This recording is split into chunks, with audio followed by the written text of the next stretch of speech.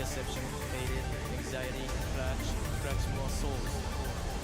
A few thousand to live, a few million enough. Now, to become, to succumb, crumble, to crunch, to feel the hatred, to grow numb. Destroy it all.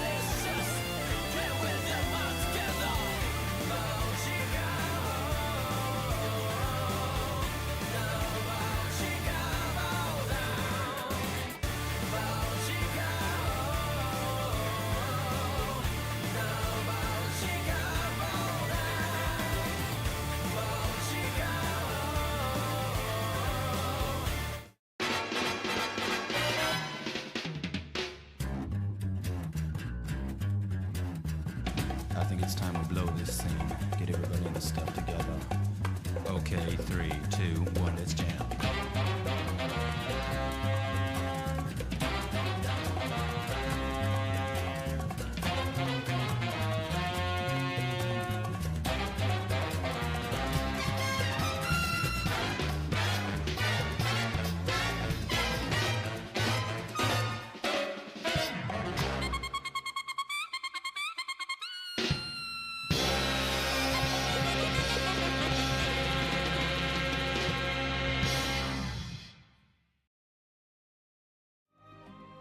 What's good, what's poppin', gamers? It's another Wednesday night over here at WASD Online, and you already know what it is. We got some Granblue action, but not just any Granblue action. It is our first bracket with good old Vakala out here on those streets. So who else to bring you that action but myself, Jaytsu, and the homie Aaron. Once again, what's good, gamer? A lot of stuff. A lot of good stuff is going on with the game right now. I'm really enjoying the patch. I think Vakala is a good character.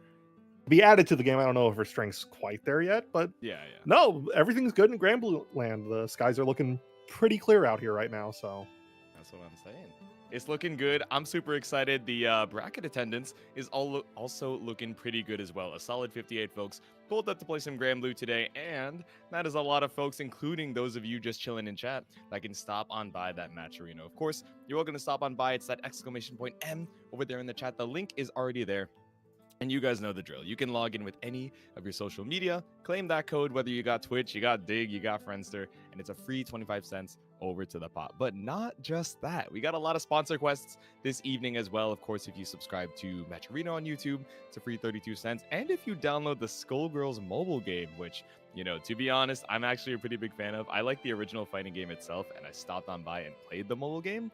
And while, you know, it's not a one-to-one recreation, it's actually super fun for the format that you got. You stop on by, and that's 80 cents over to the prize pool as well. So everyone's here to celebrate Vakala and do their best. So give them a little bit more pocket change to try and fight for as we wait for our first match, which, who do we have up first headed up? we're going to be getting Regale versus Wynterise. I know Regale as a really solid Eustace player. Wynterise, I know the name, but the character is not quite there yet. I know, yeah. But- I'm thinking, I know someone that's named Winter and they play Zoe, so I'm trying not to confuse those two, because I know that Wynterise is now Winter, but I thought I've seen Wynterise on. Oh, Charlotta. Oh, okay. God. Hell So, yeah, so we're going to be seeing some Eustace Charlotta. And Eustace, Regale's Eustace is really, really solid. He has a lot of those alt grenade setups locked down pretty well. Yeah. You'll see some sillier setups, like I think he does. It's alt grenade into the uppercut out of H dash. Yes. It looks like you should be able to do stuff about it. No, not at all. It is a complete bait. It looks silly, but it's hilarious when he lands it. Yeah, That's it's the insane. Regale. There's a lot of tricky Eustace setups. Like you're mentioning, the U grenade. There's a lot of, you know, I think you can probably also go into like triple attack and then combo off of it as well once you have that setup. 50 meters, pretty good on that character. Again, a character that I would say still is kind of underrepresented. I think still getting a good amount of exploration from the folks that are, you know, representing. Of course, Regale, you know, one that comes to mind. I think Incendiate was on Eustace for quite some time. I know has him kind of as a secondary right now, hopping back and forth between the Lane. But I am excited to see a little bit more of that and, you know, see how these things develop, especially because not only did we get Vakala in this most recent patch, I'm sure a lot of you guys, myself included, were really excited about the training mode quality of life changes. So we can laugh against Brave Counter now. Life is so good, man. I've been thinking, oh my God. I like on Zeta, you know, there are a lot of, you know, pogo setups and ways to try and bait out Brave Counter. And I'm sure you have the same for, you know, all the other characters in the cast, but we weren't able to test it out in like a convenient way other than recording the setup yourself and then making yourself manually do the Brave Counter.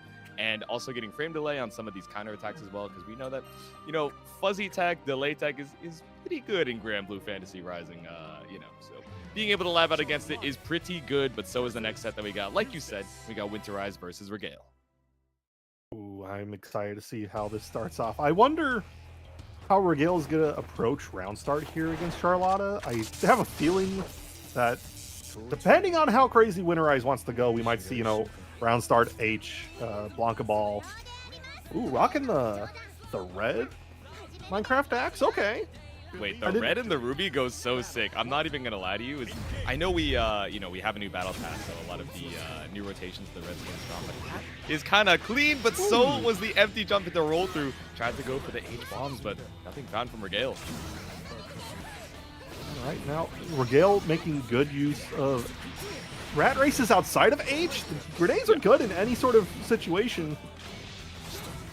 Still relying on good old H rat race to sort of start establishing your pressure. Winning out of the U-ball. A little bit of meter back on block, but still not really going to get you too much room out of the corner. We're still kind of playing this Granblue zone. Now it's like 75 meter down the drain just to find no escape for Wynterise. Ooh. A little bit of a drop off of the confirm with that that ult grenade we were seeing there. Gonna try and go for the anti-air. A little bit tricky there. We tried to go for a far L brave. Raging strike confirm rather, but U skill for U skills. Regale just needs one more hit to close this out. Ooh, lands the parry. Should be it. Keep it simple. Wynterise taking the first round of the evening. Yeah, and that's kind of a heartbreaker too, right? Because you're like, oh, okay, as soon as you take this guys, I'm gonna look for this DP, but you know, the forward jump trajectory just a little bit too tricky from Wynterise's side, taking that first round. H-ball waited out, but delay mash thought Regale would be a little bit too patient. Finds the counter hit to escape the corner. Good interrupt from Regale, establishing pressure, but Wynterise with the alt DP says no more of that noise. Ooh, there we go, noble strategy. Baits out the throw with the jump as well. You're opting for the corner carry. Not going to have 50 for this next interaction, but again, you really only need a light confirm over here in the corner to take away that last chunk of health. There we go. The grab is going to do it for game number 1. Yeah, so far, Wynterise's offense has been pretty solid, and Regale is just making one or two little mistakes in neutral that it's allowing Wynterise to actually get in. Like flipping a button there, just let Wynterise establish corner pressure not even 10 seconds into the round. Here we go, scoot back out to the mid-screen, overhead chop, but finally able to swap up the sides, but at what cost? Regale to get a hit out. Blue the full confirm. God bless the rat race. Rat race, the monster can, able to get the kill. Or able to get the hit at least, still gonna need one more hit after this. Wynterise just holding down back. A little bit of impatience, and Regale finally taking a round. See if we can make it 2 though. H on the slow kill, throw out the grenade. We've taken a decent amount of space just rotating through these cooldowns so far, and a clean anti-air on the noble strategy. Yeah, not gonna let Wynterise get away with that for free in the mid-screen. Absolutely not, but who needs it when you have 50 meter and invincible reversals? Yeah, send it. Clean Oki, but UDP for UDP. 50 meter down the drain for both sides, but Wynterise worse on the health, especially when you get caught up on the run up close health.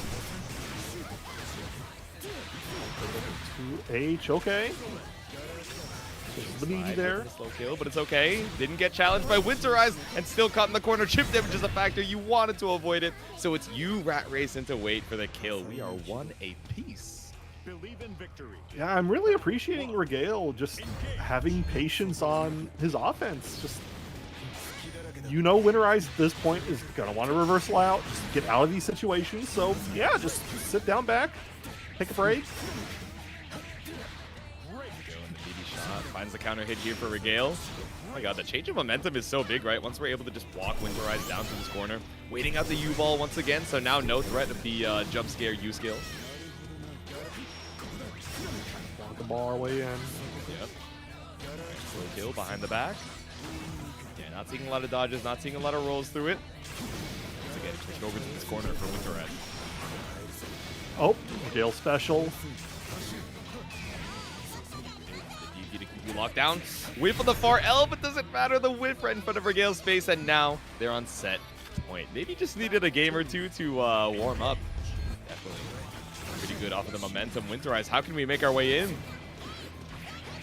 6XL, my beloved. We got the stream open. I was smack talking them about not doing enough dodges and enough rolls.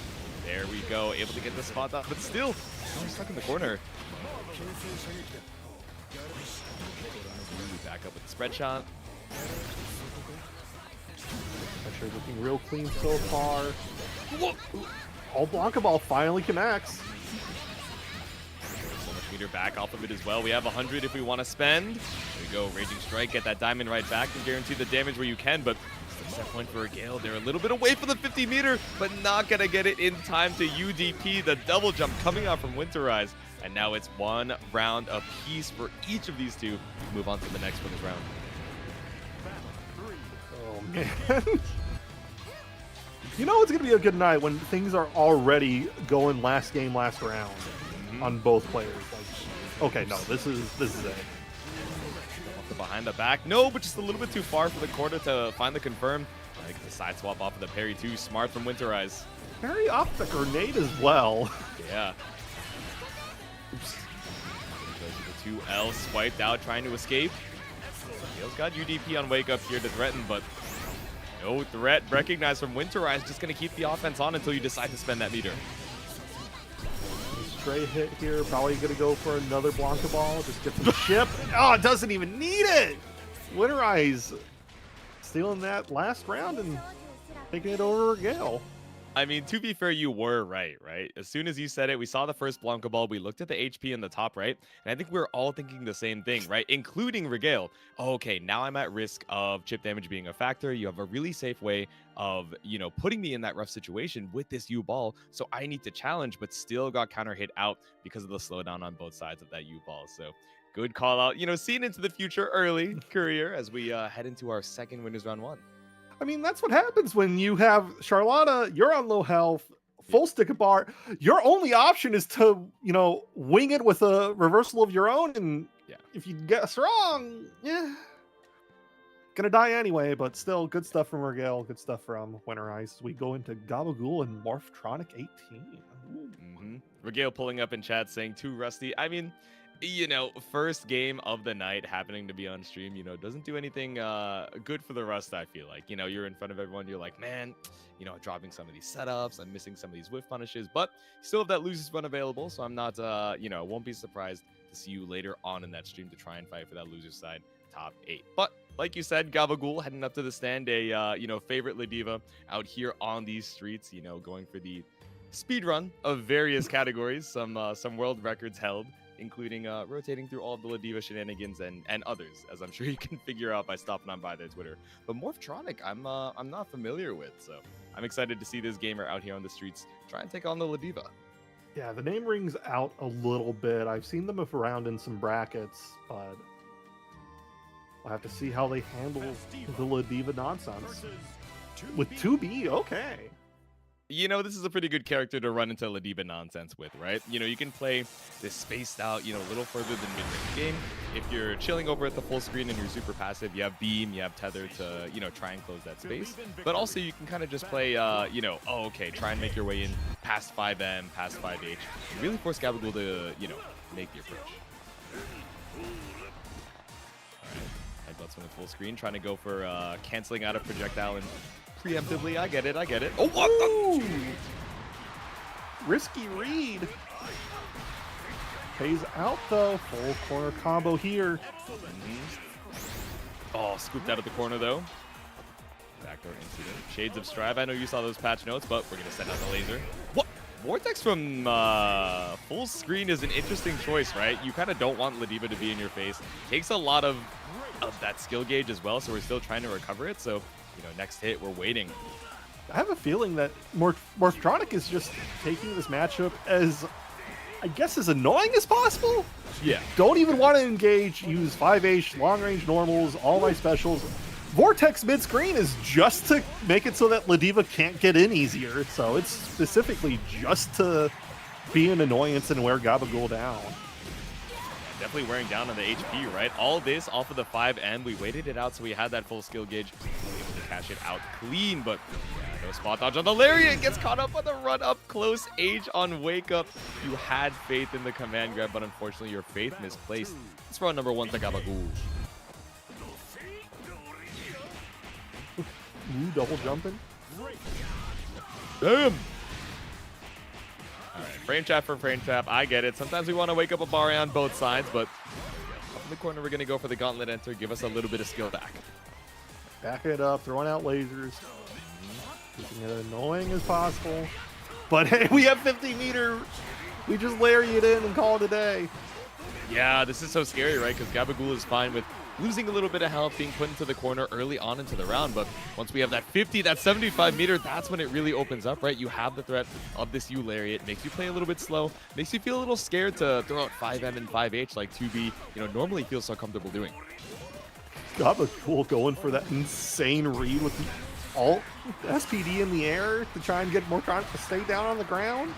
Oops. Damn, okay. The delay on the triple headbutt. If he bit out the super, the SSBA finds no mark here, and Gabagool takes game number 1. Can't be doing that on safe jumps. I mean, you can if you want to die. That's perfectly allowed. If you'd like to perish, yeah. Maybe thinking, oh, okay, you're going to go for instant throw. I really just want to put out a reversal here to try and catch that out. Speaking of going for the run-up throw from round start, right? Gabagool unafraid of these zoning buttons. So far, I'm really liking Morphtronic's use of movement. I just feel that you might get a little bit stale with it at some point.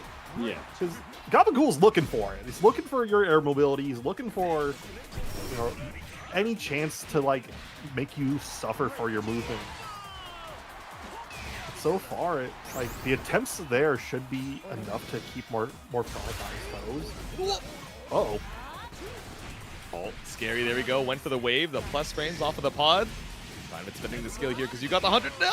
You needed to cash out on the super just a little bit earlier, and you got greedy on the parry too. Might have been able to get the like confirm you needed. That's okay. Your heart is racing. I understand the adrenaline is pumping, and the UDP is enough to put a round on the board.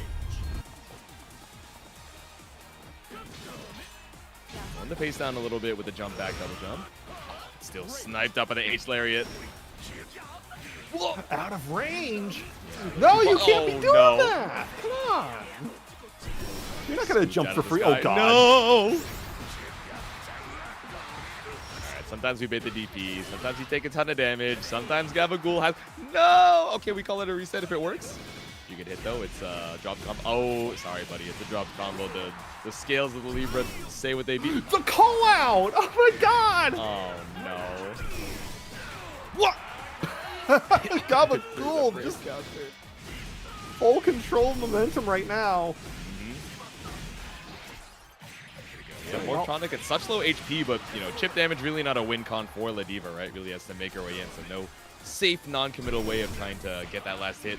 And you're committing everything on this U lariat, which has worked out so well the rest of the match, but Morph finally waking up with the spot dodge. Could have been it, but a little bit of a tragic drop there. Okay, 50 on deck, didn't even wait for it. Probably was thinking, all right, Mark, I know you're staring at my meter. You think you're safe when I'm at that 49, but I still got the H lariat, and now I'm on set point. I have a feeling that Ladiva has some sort of communication behind her mask. Because you have to be tuned into ATC with all this air control. That's what I'm saying. I don't know. She's definitely got a man behind the machine for sure. Definitely, a voice in the ear telling you what the defensive wake-up option is, or maybe Gabagool just has the read for it. But either way, the body splash straight out of the sky. Yeah, awkward confirmed to bring you back down to earth, but just running away with the pressure now, 100 meter in tow. Ooh, tippy toes to confirm. You're gonna get a little bit more damage. Gabagool might be mashing a super, I feel, maybe? No. Two principal. You definitely have the threat of it. SSBA on wake up should be able to kill if we're able to land it on more. The roll SSBA. No, it worked. Oh, no. What a way to die. It's 1, 2, 3. And it's lights out for Morphtronic. The clean 2-0 for Gabagool. Definitely feeling a lot better, I think, as we headed into game number 2. Showing a bit more reactive spot dodges and rolls as well to get around some of those jump scares in neutral. But Gabagool still able to seal it out clean. Yeah, I think it just kind of came down to Morphtronic's movement being a bit too linear. A lot of double jump, neutral jump into double jump forward. You weren't mixing up too much, and even then you're still relying on your, air superiority when you have anti-air grab, you have SPD in the air. A lot of folks are labbing to be specific options off of, how do I punish 2-2L? How do I punish and meet 2B in the air? People are starting to sit down and learn specific stuff to deal with this character's, mobility. So a lot of the stuff that might have worked at launch with the character, it's not as free anymore. You gotta be more cleaner with it. So still good stuff from both. Gotta give it up. Definitely still a pesky character, right? You know, you have all the air styles like you're mentioning. The buttons have so much range, but you know, I saw, what was it? It was like a tweet from Zerom, I think like a few weeks back, that was like, all right, here's some common things that I'm seeing a lot of people miss out, you know, as far as this layer 1 game plan against 2B, right? And of course, Gabagool, I'm sure knew, you know, a good amount, 95% of what was presented there, right? But this is a gamer who is unafraid of the lab. I've definitely seen like Discord logs of him being like, oh, okay, I found this answer, but what is the best answer? What can I get the most reward out of? What am I opening myself up to? And, you know, kind of just, I was gonna say, you know, logging the ramblings, but these are kind of the, you know, things, the studies, the journaling of your process that you kind of have to externalize to be like, oh, okay, how can I get the most out of these things so that as these scrambles occur, as I'm able to, you know, get these punishes, how can I make it so I can win in the least interactions possible? So there we go, getting the most out of it. And we would like to get the most out of our lovely viewers at home by stopping on by that match arena. We still got a lot of codes remaining. I'm not going to check the viewer count. I'm not going to be like that, but I'm sure there's a lot of you guys over there in the chat who haven't claimed your codes yet. So stop on by, link over there in the chat with any of your social media, and it's a free 25 cents over to these gamers, giving you such amazing Granblue action tonight. And we got the sponsor quest on the side. Subscribe to Matcherino, download Skullgirls Mobile. And who do we have up next for our winners round 2 match? We'll be seeing Inspector and Siero. So Percival, and it looks like Versusia. Ooh. Inspector is, oh man, there's like only a few prominent Percivals anymore. I think Virum and I think Inspector, honestly. Like 2 folks that have stuck with the characters since pretty much vanilla. And just seeing the character develop is so fun. And I remember when everyone went, oh my god, this character can, you know, kill off of, you know, 9 stacks and whatever. It's like, no, you just flame carpet, my brother. Yeah, Flame Carpet is pretty good. You know, Rowlet is bringing up Kane as well. Of course, we think of Tororo in Japan. You're repping the character as well. So there's a, you know, like you're mentioning, I think still on the underrepresented side, but I think the strongest Knights of Flames, the Lords of Flame are feeling better and better with every single patch. Not only with, oh, okay, we're getting new tools or we're getting more consistent confirms, but of course getting used to how Percival kind of wants to operate in this version of the game, where, you know, previously in vanilla, a lot of those buttons were, you know, really good at holding down the neutral and being like, okay, I'm going to force you to risk yourself running into one of these buttons to try and whiff punish. But, you know, now with a lot of jump scare use skills, kind of have to navigate that game plan a little bit more differently, right? Yeah, for sure. And especially against characters like Versusia, who I think we've gotten enough time that folks are more used to a lot of her jump scares, a lot of, you know, 18 frame pillar at full screen that tracks. It's pretty good. The 214H that's also like 16 frame, 18 frame that also goes into like a full combo. It's still not as much research being done, I feel, as like 2B, just because Versusia is on, you know, a bit more of a rare pick.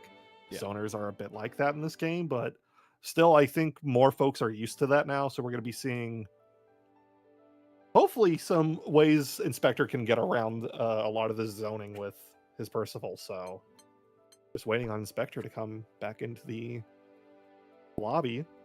So Jaytsu, how was Climax? Climax was pretty good. For those of you over there in the chat, you're like, why is Jaytsu talking about Climax? What's going on? Climax of Night was a event that happened over in Atlanta, Georgia, over this past weekend. The main games, what was the roster? Uni 2, MBAC, and then also Melty Blood type Lumina, and DFCI as well. So those were super fun. Hopefully you guys got to tune in. It was a lot of action from some of your favorite faces, even those playing a little bit of Granblue. Of course, they're playing multiple games. We got another game ahead of us. Inspector versus Siero for winners round 2.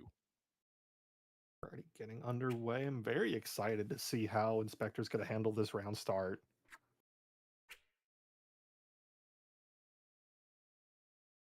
Once we load in the lobby, how do we handle the loading screens? All right, no, we're good. No, we're rocking it. Straight into the action. Of course, both of these characters have some pretty good tools at this like mid to long range. Percival feeling pretty good about the 236M, right? That M Fireball able to zone a little bit better than in previous patches. Off the far L, able to get you know, clean knockdown here into the Flame Carpet. I gotta say, Inspector's movement so far is like verging on Toho levels of like precision. I mean, it's just walking forward past these pillars like so confidently. Well, Not that yeah, it we were matters bullet when you grazing, get but you know, to back. learn the limits and limit tests, sometimes you gotta run into a couple projectiles. But Siero not gonna let you do that unscathed. We got the 5U buff. So scared of the frame trap, so instead we go for the micro dash jump over. Maybe trying to bait out a brave counter, but the cowardice rewarded here. Siero takes round number 1. Fortunately, Inspector had no bombs there to get off this pressure.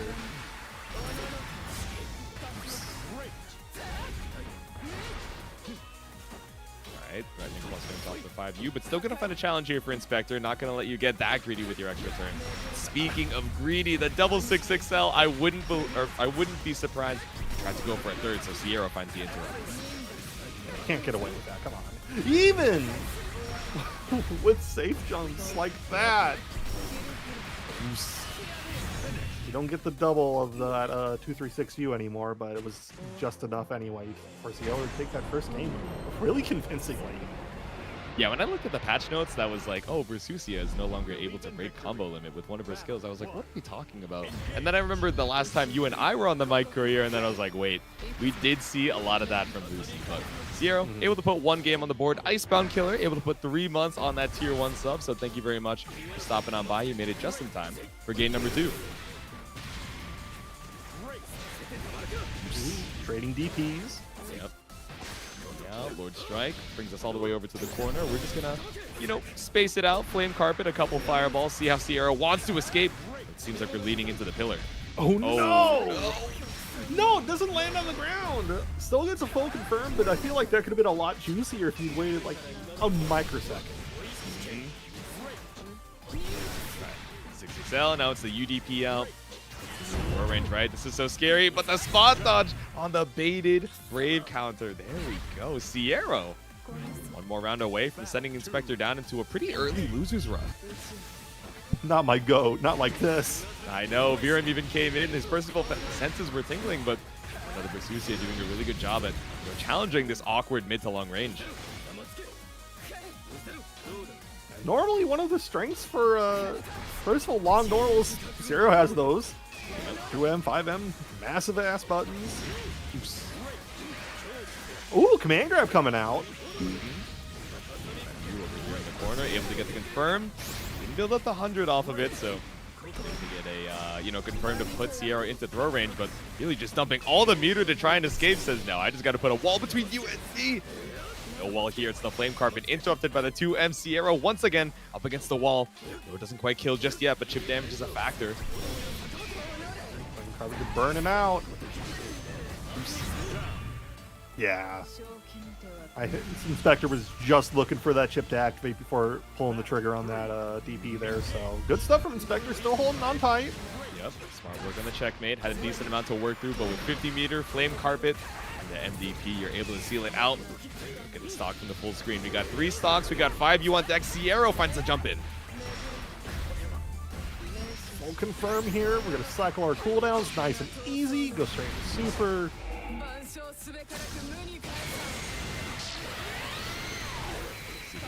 Combo tool up. Okay, tried to space out something, but we do bait out the DP off of the leap. Inspector is going to fall to the loser's side. Siero with a clean 2-0. Second time that Inspector ripped the cord on his DP with that safe jump setup. Just unfortunate. Dude, she said all fires go out. This character is so ice cold, man. I don't know what to tell you. That micro dash jump over with the dash momentum into empty low, that was nasty work. I feel like I've actually never seen that. So Siero, I think doing a really good job of not only playing patient and letting themselves not run into Percival's most damaging buttons in an attempt to get counter hit, but also finding good opportunities to challenge when it felt like, oh, Inspector pushed you over to the corner almost for free, right? We're playing super passive with the down back, not always using the pillar. And then when you least expect it, Inspector is, oh, okay, I have to do something crazy to incentivize you to mash, but you're just a little bit too early or a little bit too late, right, to try and catch it out. We saw like 3 6XLs on block at one time when maybe, if we had frame trap just a little bit earlier, it might have worked. But hey, hindsight's 2020. It's an early losers run for Inspector, but wouldn't be surprised to see them fighting for that losers top 8 later on. Hopefully, and yeah, Inspector in the chat saying, you know, got me messed up if you think I know that matchup. Versusia is a rare character, especially at this level. Yeah, I understand. I think, you know, we saw Siero. I mentioned Lucy as well. I forget if I thought that Kill was playing this character for a little bit, but I could be misremembering as well. You know, I know there was a few running around, but like you said, not super well represented. But representing Soriz and Narmaya, we got Micropene and Dragalia. Oh, Dragalia did fantastic yesterday with Training Mode Network. Got second place behind. No, I think he won. Never mind. Did incredibly well. Also, I think did a fairly solid job at Curbio, so glad to see Dragalia still at it and Micropene on the Soriz. Love seeing this character no matter what. Penny, I don't know. Penny. Like the pasta. Penny like the quarter. Speaking of putting some money in that Prime sub, I see you beat Horizon. Thank you very much. So thank you very much with the SBA as well. Now putting Dragalia with the damage buff, I think you're just barely out of throw range, but now with the Sonic Punch, scared of it, knew that it would be lethal, and ended up matching for your troubles. Listen, it's going to be every time I see Micropene. Anytime on bracket, it's going to be first time I call out that name. You know it's going to be the other way. The pasta's small. I don't know what to tell you, but oh my god, I guess the 5L is small. I actually did not think like 6XL would space you for that to whiff, and I'm sure Micropene thinking the same. Oh no, bad time to be brave countering there, my friend. Okay, charge on the M sets now, even through the armor though. Dragalia just gonna find the far H on the attempt to follow up. The next hit to do it. Oh no! Micropene acting real prince. Uh-oh. Damn. This is it. Run up, you throw bait even without the damage. But oh no, you did need the damage buff to seal out the round, so Dragalia finds the 5L. I was thinking 5A. Yeah, I'm too uni-brain. I like OS'd it by just like slurring the word into both letters, but either way. We're gonna be sliding on through with a command dash. That's EXDP to escape for Dragalia. I feel like, yeah, you could have gotten something with the Raging Train, but still, a bit tragic. We still got another round. Don't let it get down. Oh my god, the variable delay making it so tricky for your opponent. Says, no, I don't want to let you delay for a few plus frames, but also don't want to get caught out with this counter hit, but lots of damage taken here from Micropene. About to build 100 off of the next hit. 2 for Dragalia, and we bait the throw. Not even going to need the SBA. That's game number 1. I was about to say Micropene's doing real solid with those levels up to level 4. That's a lot of damage reduction, but damage reduction doesn't matter when you're already dead. Throwing out the L sets in this here, just okay, never mind. Sonic Punch. Sometimes you just gotta punch on through and do the job, right? But checking the cross up dash through Setsuna. We're outie. We're innie. Oh no! Those crescent moons have been the death of Micropene so far. Oh, yeah, about to go for a reset off of the command dash, but we got here. Just catching you out with the cross up leap once again. The crescent moon, like you mentioned, Micropene having a really hard time adjusting.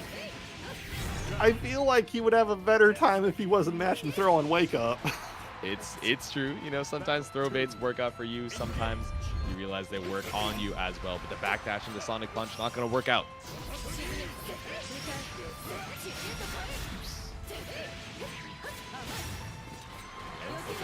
VD frame kill. Also frames off the VD Crescent Moon. And once again, man, this throw bait just doing work. Dragalia saying, all right, if it's not broke, don't fix it. I'm going to throw bait you 5 times in a row for the kill. Oh, never mind.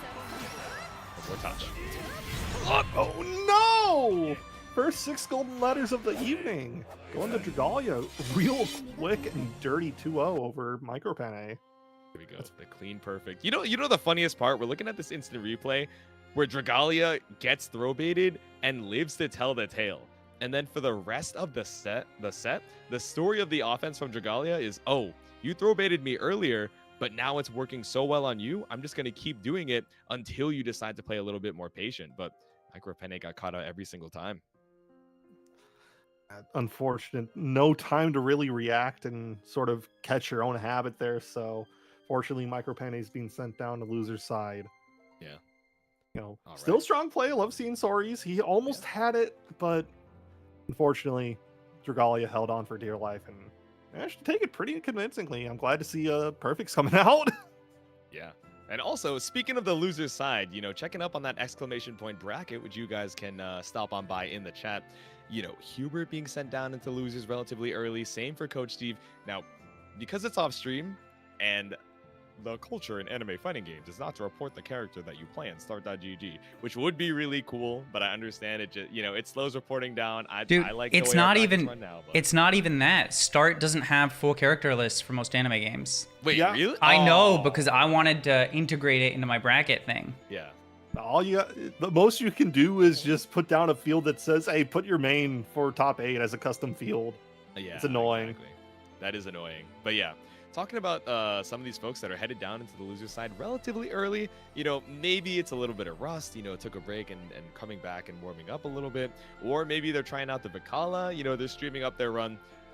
So maybe it's a little bit of both, right? But I'm excited to see our next gamers, Insurgent versus KaiAi. So we saw Regale on the Eustace earlier, and I was trying to remember. I know there are other, you know, strong Eustaces in NA that I'm definitely forgetting. I remembered Incendiate, but I forgot Insurgent as well. I want to say they definitely at least top 8'd a TNS, if not taken one home. So this is a Titan to run into. But KaiAi having a real good run at Climax on the Lene. Now we got another Shoto pulling up with the Belial. The first Belial of the evening. Yep. Already getting the silly shit. There we go. Okay. Shoulder check. But no confirm off the far L. Okay. Let me just commit to the stagger real quick.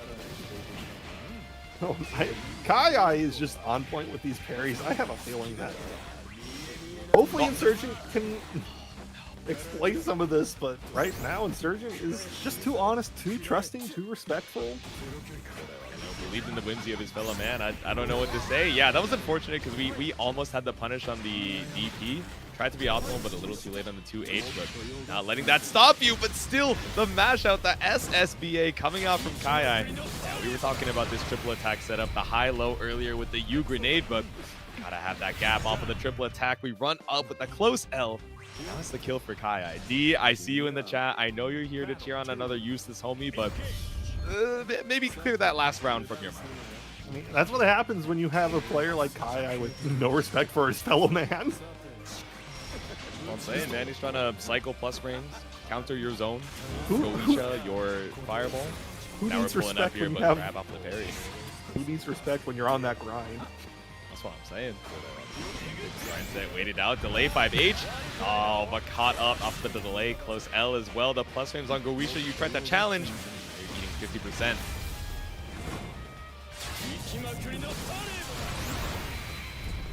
See our safe jump here.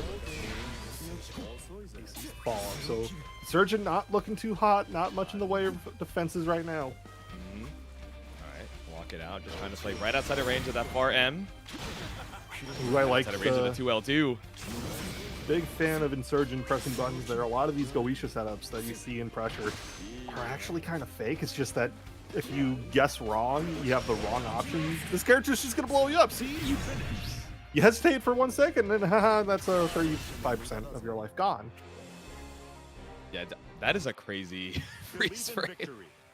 Anyway, game number 1 going over to KaiAi. It's like you zoom mentioned, in right? more. You do, you know, enough frame traps, enough of, you know, safely cycling the plus frames. So when you finally try and get away with your turn, your opponent is like, I really don't want to eat the 30-40% from earlier, so I'll just let you get away with the turn and try and chill out in the corner here. But already 40% down for Insurgent. When the command grab come out, we're seeing plus frames on plus frames. We're getting the full Belial experience here tonight. Yep. Alright, with the super, we keep it clean. Straight through the skull. Now it's throw range for Insurgent. You have UDP available, but I know you got the safe jumps for, you know, the life of you. It's fine spending the brave points here because the extra damage really doesn't matter. No! 5M1 into instant Raging Strike? KaiAi has that? Okay. That's how it goes. For that one last hit. Spot dodge on the slow kill. We immediately make our way in. It's not the damage that really matters about that 5U. It's being right in Eustace's face off of that hit. Insurgent gets something going here, but no parries on parries. KaiAi's looking in like Insurgent's face off of the projectile. KaiAi looking like a platypus right about now, but hey, Insurgent! Finally gets the hit. We're gonna loop a bit. Yep. Alright, second red grenade. Throw a combo over here in the corner. Should be able to build 100. No, not quite. Okay, so we just go for the U grenade. Setup as well. The empty dash. Enough. I didn't want to say a word. We've had some, you know, heartbreaking combo drops on stream already, so I didn't want to curse them before we try and bring it back. But No, I believe. set point KaiAi, one up on the game, but Insurgent one round away from tying it back up. I believe. Maybe it's just my innate hatred of seeing this many Belials now. Maybe it's Maybelline, who knows. But Insurgent doing super strong so far. Alt grenade here, potentially? Yep. Ooh. Nah. It's an ult skill for sure, but it's a UDP to try and escape. Ended up staying same side, but we're chilling on the guard button, and we're chilling on the spot dodge to bait out the Brave Counter. Insurgent running away with this round. Any moment, it's Belial. We can steal those. Off of the Goetia. You Goetia for the side swap too. 2H for the pickup. KaiAi optimized to try and find this comeback. Throws. Oh, okay. This is a lot of meter. Okay, especially with the Brave counter. Now UDP should be able to kill for Insurgent. Always gets jump scared. Okay, slow kill. It's scary. 5U isn't going to be able to kill. Oh, wait. Actually, now it might with that, you know, straight hit. Projectile. We send it with the US Modius. No! Good response from Insurgent and taking that round. God, I love simple input supers. Life is good, man. Sometimes you got to react. You know KaiAi is shaking his head right now. He's like, okay, lock in, lock in. I'm not losing to Belial, not today. Finally, that Good that we use the super there instead of the UDP as well. On the off chance we got spaced out on it, so good reaction from Insurgent, but good start here from KaiAi to try and make that 2-1 a reality. Alright, second grenade off the Brave counter. We keep our turn off the spread shot too. No throw baited. KaiAi kind of, I think, might be a bit flustered right now. We're not seeing the same kind of confidence in his approach now.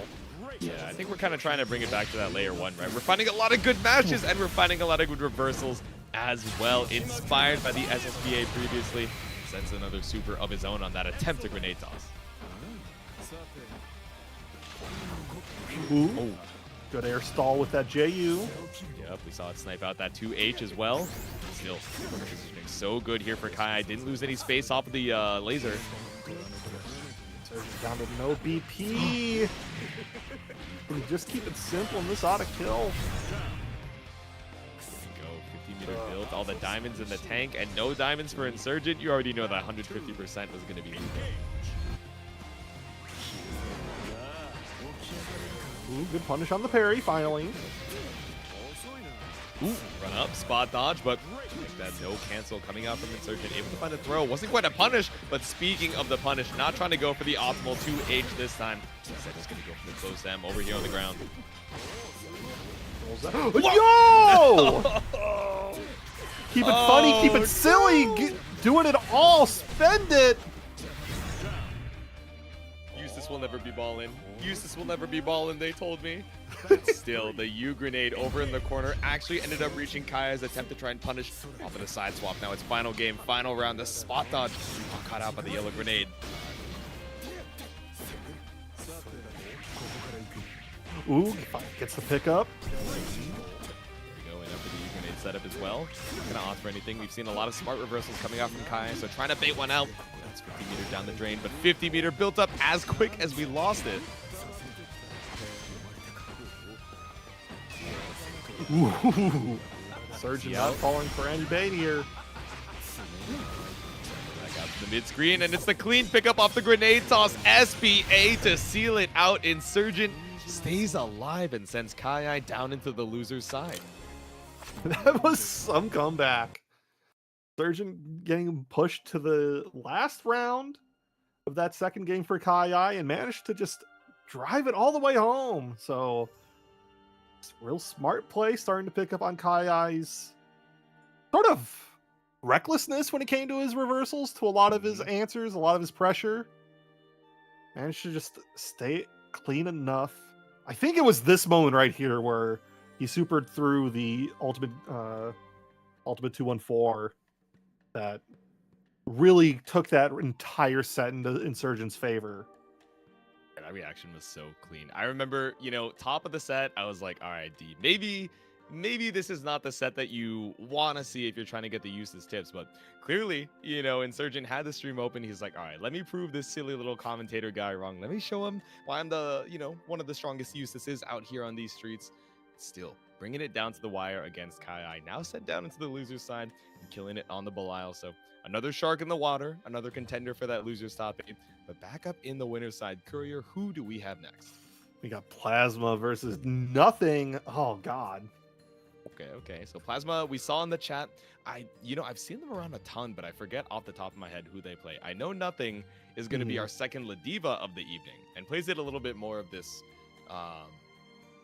0 to 100, back to 0 kind of, not passive aggressive, but passive, aggressive, in a way that really shakes up the opponent's cadence. And then once, Nothing builds up 100-meter, whether through blocking it out or through getting hit, all of a sudden they're just, mental stacking you in a way that can be so difficult to deal with. Yeah, that's the thing. I've seen Plasma all over the place, and I have never interacted with them enough or seen them play enough to be like, oh yeah, I know who they play. I'm sure once I see it here, the Djeeta, okay, now locked in memory, don't ever have to think about it again. One of the few folks still rocking with Djeeta. Okay. Yeah. Yo, speaking of, a little update on the bracket as well, and you guys can check that out with !bracket over there in the chat. Again, another few upsets. So Gaba, like we mentioned before, dropping Coach Steve down into losers. Tiempo Gris out in losers round 2. Let's see. Same for Steve, same for Salts. So I don't know if these guys are trying out Vicala and trying to see how it ends up going, in the bracket run, or if we're really getting a lot of upsets this early on into the bracket. But either way, Nothing versus Plasma, Ladiva versus Djeeta for our next set. Yeah, just gotta chime in real quick on that. Tiempo Gris fell to my goat Crystal Hakure on the Grand, but knocked out by Regale, which makes me sad. No time to weep, no time to be sad about it. We got Djeeta Ladiva gameplay right now. Yeah, Tag is #1 Vicala hater. You got some competition, dog. I'll tell you what. Merc's definitely one of the most vocal, but no tag on the stream. But trapped up in the corner. 50% already lost for Plasma, and we spot dodge clean on the Brave counter. 100-meter in the bank and off the triple headbutt. Oh, I think you just barely live with a slip. For a second there, I thought you were teeing yourself up to be a Vicala hater. No, I love Vicala. Guys, I'd be rat posting every day. Sometimes multiple times a day. If I were a rat hater, that would be, the worst plot twist you've ever seen. She's too whimsical. I can't not like her, but okay, the whimsy pulling up here with the headbutt. Clearing out the fun on the screen with the fireballs. Good to hear that you're not a hater like that. That's what I'm saying. Oh, no. Definitely hitting the wake-up pro cell. Coming up from Nothing. Said, no, if you're not going to properly meet me, I'm going to take my turn and all this space. Nothing desperate to go for more grappler rounds. But now Plasma playing full screen now, slowing it down. I'm surprised we're not seeing much in the way of a charging 5U, but hey, Ladiva has 50 meters. Gotta be afraid of that layer yet. Yeah, exactly. Trying to keep the OP clean. Haven't really seen a lot of the ult fireball, which I feel like we hear about a lot on this character. Not quite going to use it for the OP instead. Brought back out to the mid-screen with ultimate lariat. Fantastic little shotgun, but the issue with shotguns is that you gotta be close range to a grappler to use it. Right now it's looking like Nothing is in the lead in SPD. Nothing truly was in charge of that one. Did the empty jump body splash into SPD. That's evil work. I would have got by it too. I'm not gonna lie. Don't feel bad, Plasma, but head on into game number 2. We gotta clear that mess. Oh no. The worry now is that I bet Plasma is gonna go for a random DP to end this pressure and die for it. Yeah, I was thinking we might see it on the headbutt. He clashed to find the record confirmed, but the clash able to find the hit off the 6-6M from Nothing. I love 6-6H flashing. It looks so silly. Good. No. 86XL trying to find your way back out of the corner, trying to mash out on a command grab, but Nothing one step ahead. That's the issue with Nothing is He plays so insane every time he comes on stream. That like it's hard, man. Yeah. He makes it look so effortless. And now you have no almost no BP, next to no meter. Any hit is gonna be such punishment. Yeah, it's not looking good for our hero. I'll tell you what. We got the H fireball from downtown. It's just a little bit of damage on Nothing's HP, but especially in the mid screen, right? Not really gonna get too much with this nerf Dreka. We don't be doing crazy damage anymore, especially with alt stars. We're not even going to consider ultimate skills. Go straight into super, cash out what we can. But I have a feeling. Situation and then some too. Oh, I was going to say I have a feeling that Nothing's going to go for like wake up command grab super. Thought about it. Thought real hard about. Oh, Oh, God. no. Oh no. Gonna bait. Kills. No, my God, Meaty 2M takes it. Nothing 2-0 over Plasma. I feel so bad for them. Man, Plasma tried their best to, wait it out, not be too aggressive against Ladiva, but just getting red on the defensive options every time, right? Oh, okay, we're gonna go for high profile to catch out your 2M to try and escape. Oh, I know you saw the strike once, so now let me bring it over to the throw. And again, even in that final round, strike for throw was all we needed to seal it out. In any game, I mean, grapplers will grapple. You start thinking about the layer 6 Yomi that they might be pulling out when there's like, no, I'm just doing my layer 1. I'm just gonna grab you. I'm gonna keep grabbing you until I have a feeling you're gonna get dummy with it, and then I'm gonna grab you again. Yeah, exactly. It's a lot of playing a grappler is getting into your opponent's heads, being like, oh, okay, I know this is how you're feeling on the mental stack. This is what you're afraid of, so let me just bring it one more layer up. But you guys can bring this pot one more layer up as well by stopping on by that Matcherino. The link is over there in the chat, and you've actually claimed a good amount of those codes, so thank you guys very much. And I'm looking at that prize pool as well. Let me go check over, because I feel like one or two of you might have been kind enough to stop on by with that donation. But 21 codes remaining. That's a lot of extra money for these gamers. And once you claim your codes, thank you very much, but the job's not over, right? We got sponsor quests over on the side. Matcherino, if you decide to subscribe to their YouTube channel, is a free 30 cents. And Skullgirls, which is the, the big whale over here as far as money goes over to the pot. You download the Skullgirls mobile app, you scan that QR code, that's 80 free cents over to the pot at no cost to you. So make sure to stop on by, be generous if you so feel like. But speaking of that generosity, $10 in the Matcherino from Ethestral. So thanks so much. Small linguine. Yeah, apparently they donate whenever someone messes up Micropene's name. Oh, I see. Which means I'm screwing it up every bracket. That earlier. I didn't realize it wouldn't be from Rowlet, but it seems there's some underground dealings going on with Micropene. Are you saying that Micropene might be colluding? No one messed up, but I gave $10 anyway. Thanks, Rowlet. I mean, if the collusion means that we get a better prize pool for some Granblue action on the Spine Wednesday night, that, I was going to say that's fine by me. But I feel I was going to be like, out of context pretty quick. So let me not finish that sentence. I mean, are you getting a cut? Previous set. Who do we have up next, Courier? I don't know. I feel like we should investigate this a little bit more. Are you getting a cut of this bracket, of this pool? So. No. Wait a second. Fuselit on Vicala? Their name is Vicalalit, so maybe. I have a feeling we're still seeing that. We're gonna see that Vaseraga Fuselit's known for a bit on a tear. I think he's won like the past 2 Kirbio brackets, like in a row now. Oh, okay. He's been tearing up a storm with Kirbio. Fuselit is trolling. No. Okay, I really thought it was going to be the Vicala. We saw the name, we saw the lobby, but it's not enough. We are still pulling up with the Vaseraga. Like you mentioned, an absolute terror on this character coming from that New York scene, but it's New York versus New Jersey. The tri-state battle as Zippy pulls up with the Lucilius. Oh, man. Lucilius is such an insane character now. Yeah. Oh, my God. What a call out. This guy's mad good. IQ.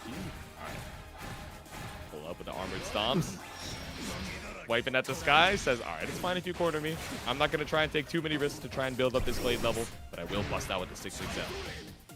Zippy not doing what I see most Luciliuses do and just burst every skill out as soon as you can. Just get the blade up. Who cares if I don't have skills for 20 seconds when I have them every 3. Yeah, and I mean, I think the consensus from high level Lucilius, this is kind of the what Grande channel ended up describing in their guide, right? You use a lot of these same specials to slowly build up your meter so that you have enough of those specials available to get these confirms, to bring Fuselit over to the corner, to put this M Blade Rift on top, and now you have this infinite cycle of skills that come up so fast. One more hit should be enough. What are you gonna do? I mean, oh wait, never mind. You're Vaseraga. You're just gonna throw out ultimate projectile and have a day. Right. Ooh, scooped up off of the EX stomp. Fuselit takes that first round, and a little update over there on the recent lore. Koyo telling us this is the recent winner of Curvio's Dreamland from last night. So Fuselit on a tear, trying to keep that momentum up here. Real solid.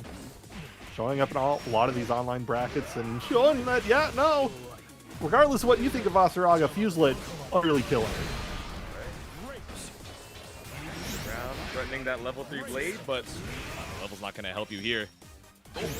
Yo, the Wait, stare right down. His face, the pressure, the stance, the aura, man. I would have plugged, I'll be honest. If I had a Vaseraga be that brave in front of me, I'm like, I respect it, you could just take this game. Like the patience coming out from Zippy. Fuselit trying to get away with the quick swipe into reset, but immediate far Elden Wick punish brings us back out to the mid screen, but it's not enough to try and escape. Fuselit still not quite able to kill. Combo limit kicks in. What? Oh, armored through with the stance. Stop running him over. Okay, he's already dead. You don't gotta be stomping on his corpse. Fuselit taking that first game.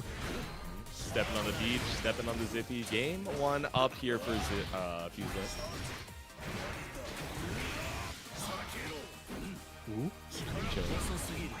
Yo, side switching. Good spot dodge from Zippy. Already working on level 3. Once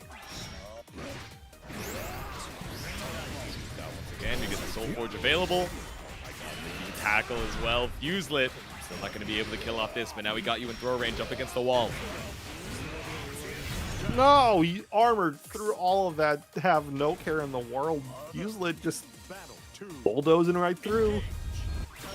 Just think at the moment, Zippy hasn't really even had a chance to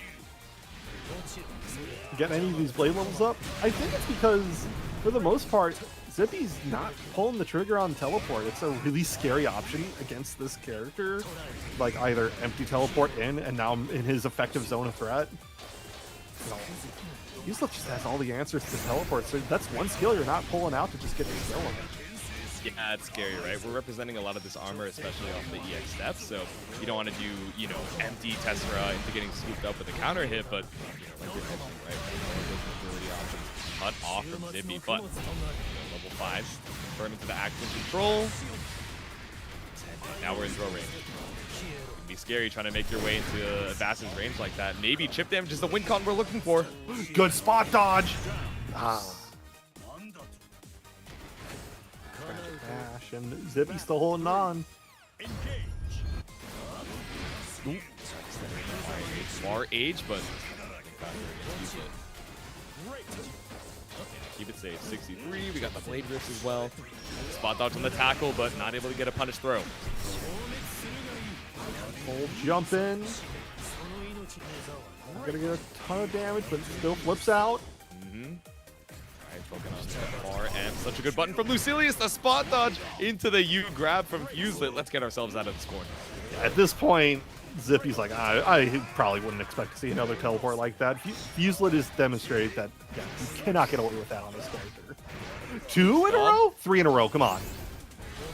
No one ever wants to be 3. Cowards. Trying to check the cowardice over What in I'm the corner. saying. Tackle finds nothing. 5 available for Zippy, but it's so scary to try and mash right into the armor. Exactly like we said, the or the EX stomp rather. 2 more grabs to seal it out. The 2-0 for Fuselit sends Zippy down into the loser's side. I want 3 command grabs in a row, but I'll take 2 of 2. Yeah, I'm happy with that. That's fine.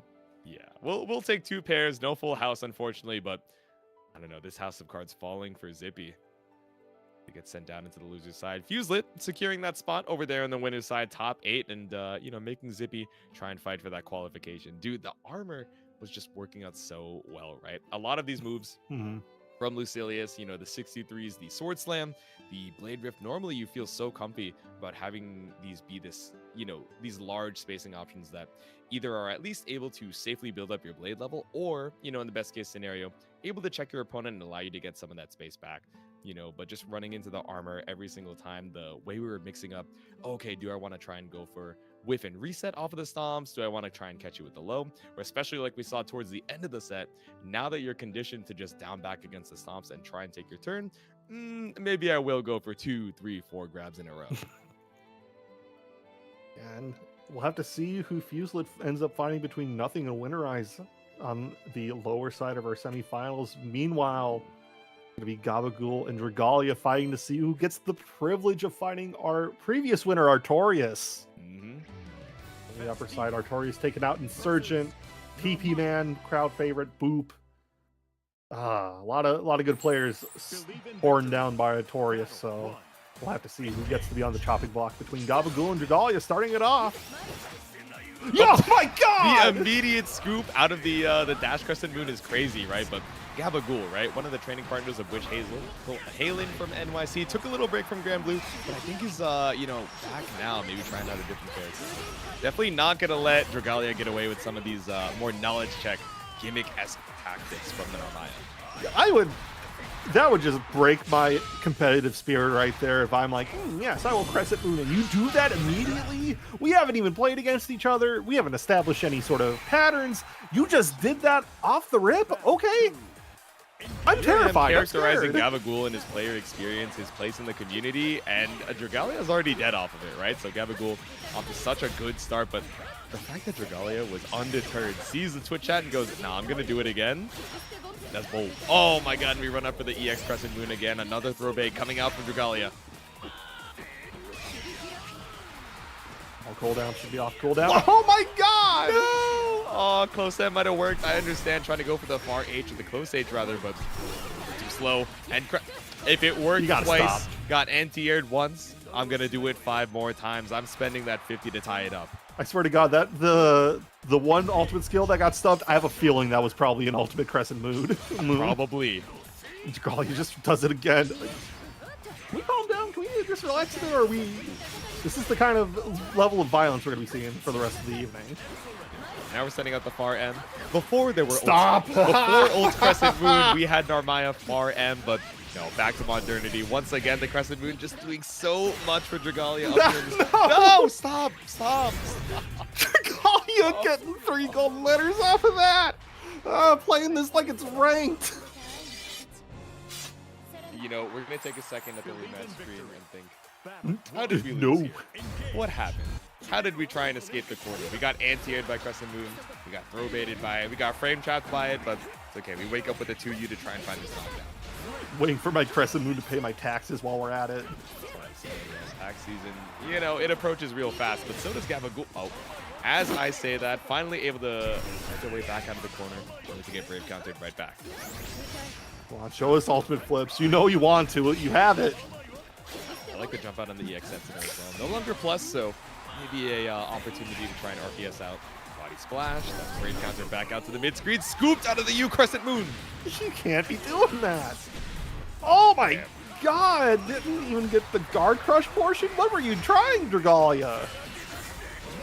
Just barely, yeah, tried to go for the second Raging Strike to kill, but it wasn't quite lethal. Now it puts you in this extra damage taken. The SSBA should be the kill for Dragalia, the minimum damage. And you're gonna watch. I have to watch this whole cinematic too. What a world. Broken ass Narmaya. My heart's broken, man. I can't believe it. I believed in the kill for Gabagool too. I'm a Narmaya fan, but the round seemed all Gabagool until an unfortunate lack of lethal. Another scramble as well. Dragalia caught out on the M sets in a charge, but still gonna mash back out on the knockdown. Jeez. All right, slow it down, gentlemen. All right, never mind. Bust out of the corner with the ultimate lariat once again.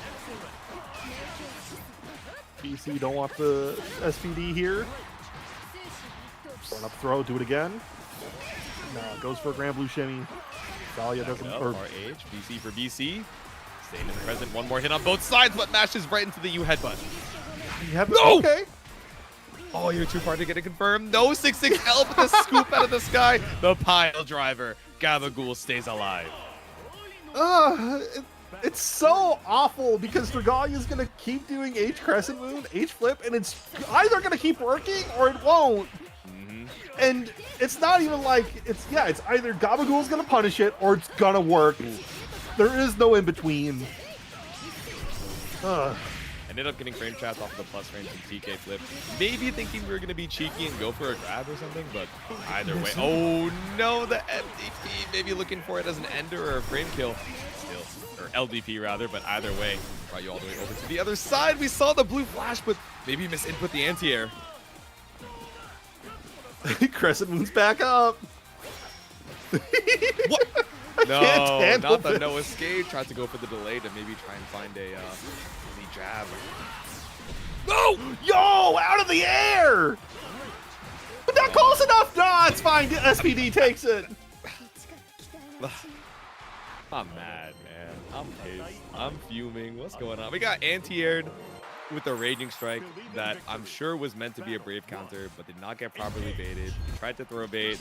Didn't end up working it out for you. Either way, game number 3 has been a scramble on both sides, right? We can kind of see both of them slowing down. You know, watching this match makes me think that, you know how we have high-level replay channels and low-level replay channels? I want to see low-level or high-level players playing low-level replay channels because this is insane. Yeah, it'd be kind of awesome, I'm not gonna lie. It's not that they're dropping anything, but definitely playing quite a bit aggressive, right? As soon as we open up into that 50, 75 meter threshold. Pull up to the throw finally. Haven't seen that from Dragalia in a little bit. We threatened the throw and then immediately after run up for the throw bait. No. I got it. We got to do like a guess the ELO kind of situation where we censor the names and you have to guess, are these Grandmasters or are these D rank? You know, sometimes you got to be able to, you know, mindless install. You got to clear the brain, flow like water, SPD into the concrete, and DC out of that U lariat as well. Walking out. No! Oh, 2H on the Crescent Moon. Tried to be a little greedy. Has been working out against all of these other opponents. But Gabagool now has you in one touch. Does it? Like you were saying, hey, you just got to have a little Yaruma in you and let that river flow into you. I'm saying. Everyone's first piano song. Everyone's first Setsuna. Trying to keep space over here at the round start, but I'm saying, all right, we got a little bit of control. We got a little bit of respect. We pull up with a spaced out 6-6L. Catches up the lariat on the startup. Getting the fancy stuff out here. Ooh, okay, there we go. Not going to mess up the frame kill setup this time. The whiff on the LDP tried to escape, but Gabagool caught up with one more hit. Refund off of the Eustace and a link. I think tried to go for a cheeky little counter hit there, but doesn't fall for it. Oh no! No, that's not what you're looking for. Maybe just a little bit too late and didn't get the jump off of it. -8 right in Gabagool's face. Unfortunately, not going to be enough for Gabagool to try and bring it back with 50 meter in the banks to scaling it up. It's not! Oh! Hold on. Oh, called out with the ultimate Setsuna, and Dragalia takes it over Gabagool. Trip guard action anti-aired right above the ground. Got Broken a ass back and Narmaya. forth set. Dragalia able to seal it out, but definitely in the rounds that Gabagool was able to take, it seemed so commanding. Just read after read after. Oh man, that Raging Strike had me upset. It had me seeing God. It had me seeing the devil and God in the same room, and they were like, "You are subjected to watching this." It's like the angel That's how it and devil on your shoulder, and they're both going, I'm sorry, this is just messed up, man. Yeah, Both one of them is have the saying, same "Okay, advice. wake Like, I up, don't know what you brave gotta do. hunter." GG, One of shake them my is saying, hand. like a barre. Yeah, exactly. That's how it goes. That is how it. That is in fact how it ends. That is Yeah. how Dragalia is going to be qualifying into that winner's side top 8. Of course, if you guys want to see who's fighting it down in the loser side, you're welcome to stop on by and hit that exclamation point bracket. We got a little bit of downtime, so you can also stop by that Matcherino as well and claim the last few of those codes. But we're going to be taking a quick little break. Let's let losers catch up. Let's get me, Courier, a little water break as well. So we will see you guys in 5 minutes. Be right back for some more Granblue action. See you in a bit.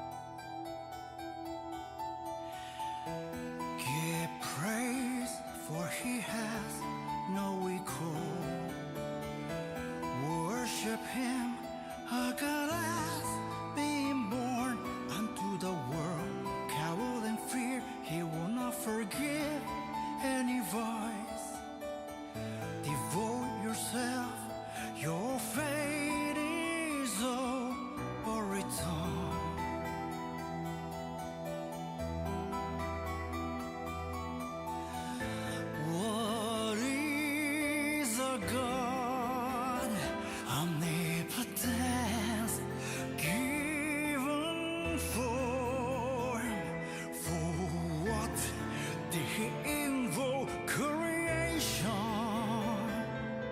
so life may thrive. Then what meaning lies in life? What becomes of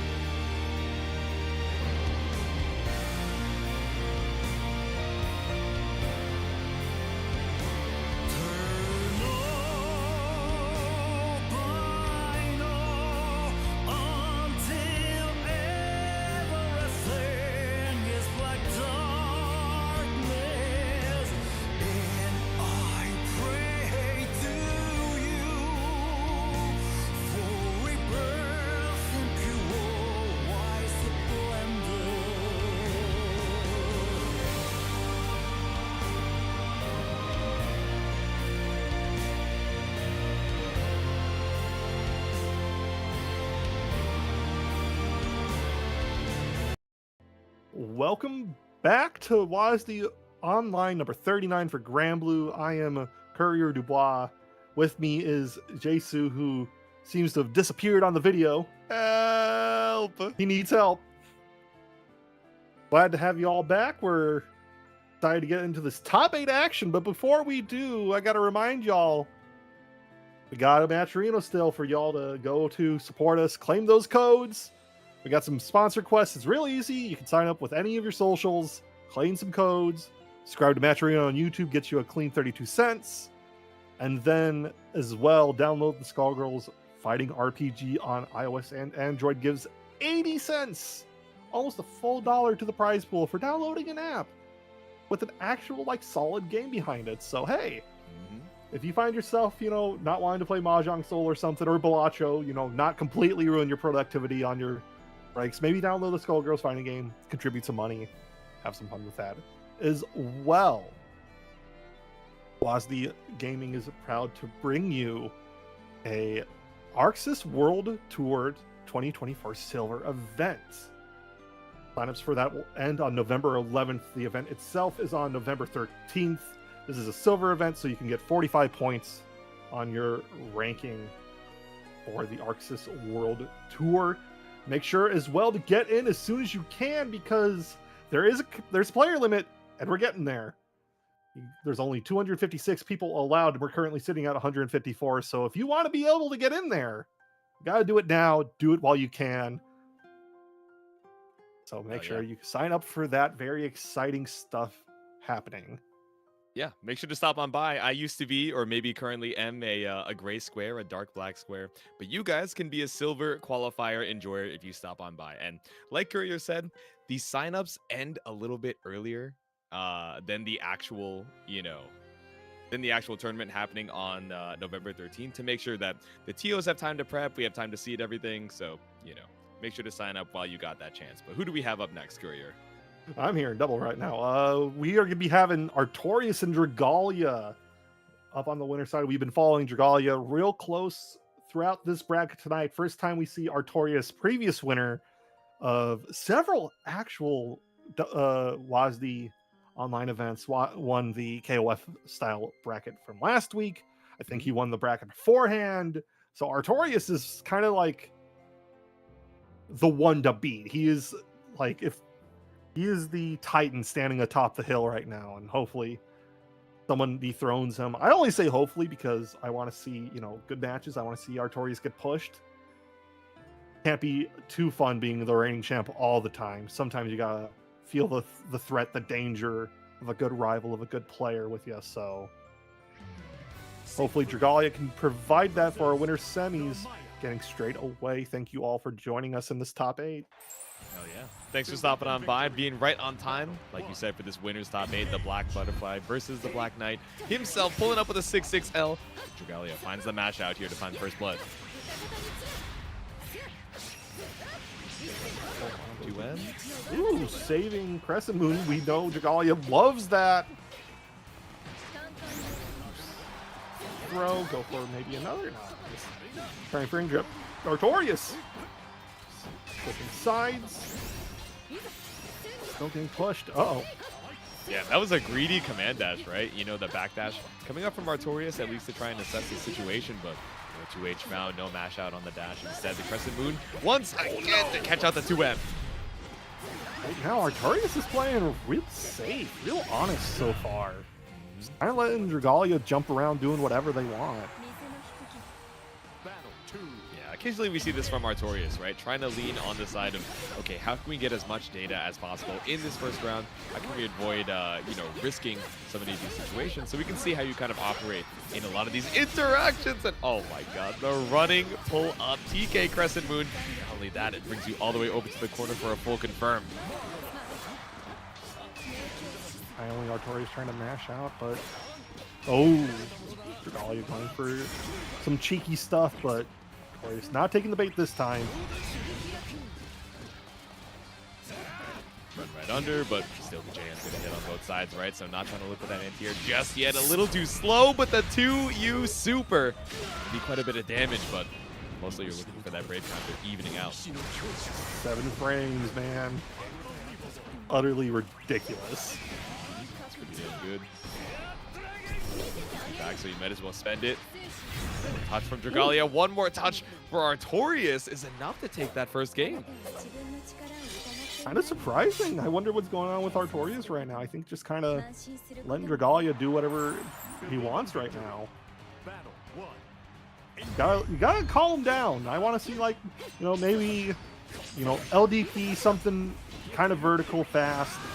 Stop Dragalia from jumping around like this. See, I was going to say, the first round, the first game is always Djeeta, but I'm just thinking of how Ryer, we were hanging out at Climax just this weekend. He was like, no, it's never Djeeta, man. You are ass. You are getting outplayed. Your opponent is making better decisions than you, but I don't know. Artorias trying to boss up here, says, all right, I got the Djeeta down. Oh, and I tried to throw, but ends up getting baited by the Crescent Moon again. 5H, bad until it's good.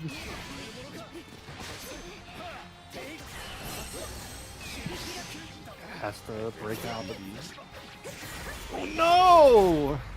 Should be a simple confirm into super. Yeah, don't do anything crazy. Just get your food finished. Artorias getting close to 2-0ing or Dragalia getting close to 2-0ing Artorias. I'm screwing up my words here. I'm kind of in awe right now. Yeah, I mean, I think we're all surprised, right? Definitely looking like quite the upset, even though Dragalia, lots of results on their own. Artorias seeming like this Titan that's so difficult to try and bring down. Still down in the life lead, set point available for Dragalia as well. We jump over to the other side with the aerial tap with the 2L, but still holding on strong for Artorias. Ooh, good challenge there with that close L. Yep. Super jump ends up bringing you to the other side again. Throw minute from Artorias. Really not seeing the patience that we kind of know him for. Caught out every single time. Frame kills, okay. The sweep into SSDA, the classic, gonna do a good chunk of damage here. Hopefully it's enough that Artorias just needs one good hit. Smart is, it's also the side swap as well. Tried to shimmy something, but 100 meter for Dragalia is so scary, threatening the chip damage. Ooh. Empty off the Rekka, nothing found off of the Orc, and looking for this one last hit, but ends up running right into the Eustace enough. The screen freeze, the slowdown, the blue flash is enough. Dragalia moving on to winners finals 2-0 over Artorias.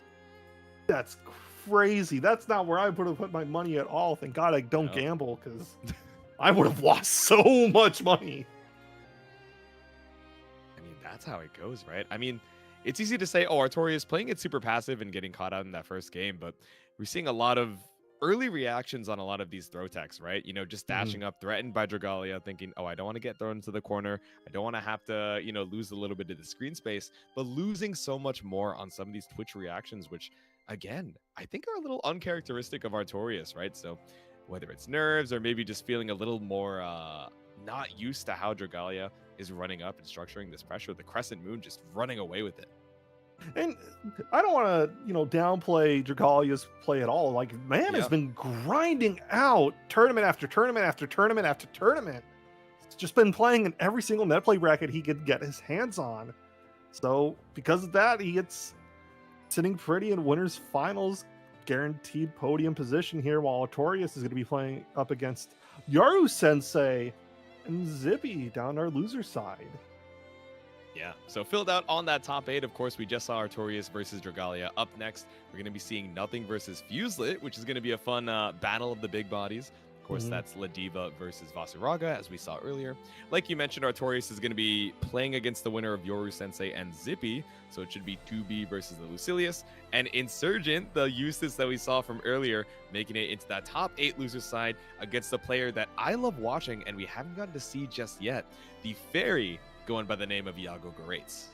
Yeah, oh man, Eustace Ferry is going to be such a fun matchup. Like, I feel like you don't see that, like, ever, because how rare Ferry is, how rare Eustace is, so that's what I don't want to see either of them lose. I want to see both these players move on. I know, that's a heartbreaker, right? You're like, oh, 2 of my GOATs made it into top 8. Oh, no. They are playing each other for the first match of top 8 in the loser's side, but You know, that's how brackets go, right? You can only have one. You can only have one champion. All you can do is cheer on your homies as they make it further and further on into the bracket. But like we mentioned, nothing versus Fuselit. So Ladiva versus Vaseraga, right? I would imagine Ladiva might, you know, struggle a little bit here, right? Obviously, once she's able to make her way in, we've seen nothing. We've seen Gabagool just run away with these mind games that are able to, you know, mentally deteriorate their opponent, for lack of better words.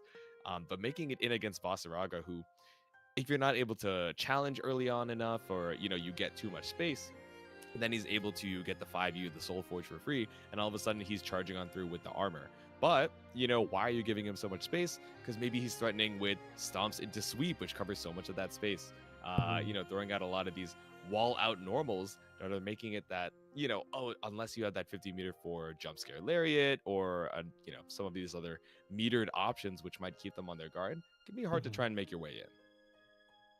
Yeah, Fuselit's a really solid player like that, but I gotta be honest, there's something preternatural about Nothing's gameplay. Just something. It's a Nothing just aura of, like, every time I've seen him play, he will get one of the dumbest rounds I've seen in high-level Granblue. Just, like, nothing but command grab into command grab into command grab into spot dodge, because you're going to try and BC something into another command grab, and next thing you know, you're going to get a perfect. And that can just deteriorate someone's brain real fast. I don't feel like Fuselit's the kind of player that will, you know, falter to that, because again, Vaseraga is a grappler at the end of the day as well. Same thing can go that way, but Nothing, I think, tends to go a bit crazier. So I think it's just, can Fuselit keep his cool, or can Nothing just really mess with his game plan? Yeah, let's see it. Are we going to be able to find the Brain Destroyer from Nothing, or is Fuselit going to hold on strong to the other side of Winner's top 8? Once again, just slashing at the sky. We whiffed 2 anti-air slashes, and you know what Nothing does immediately afterwards? Challenges Fuselit by saying, I bet you won't do a third, and jumps immediately. But jumps to your doom, maybe, able to escape the corner with a wake up to you. And I just realized something as well. This is a lovers versus haters matchup. We got the #1 Vikala hater versus someone who's repping the rat with Vikalit. Come on. Fuselit is a whimsical young fellow.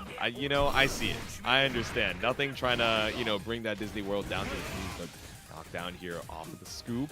I got Soul Forge threatening the EX stomps. That is attacking as well.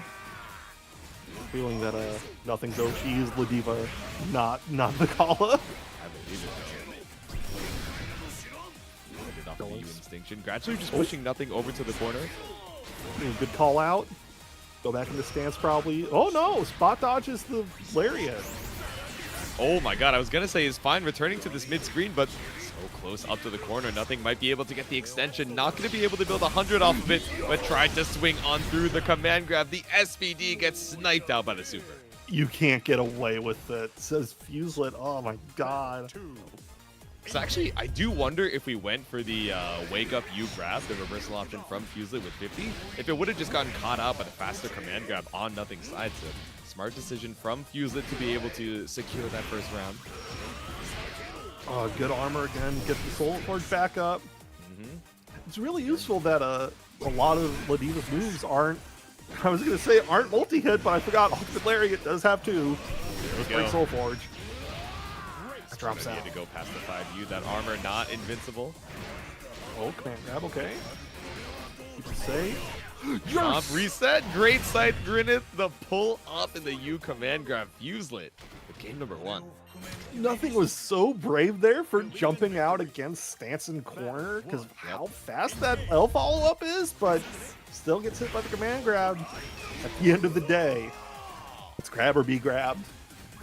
Master is crap. Your master is hitting 5U in the mid-range, getting hit and BCing it.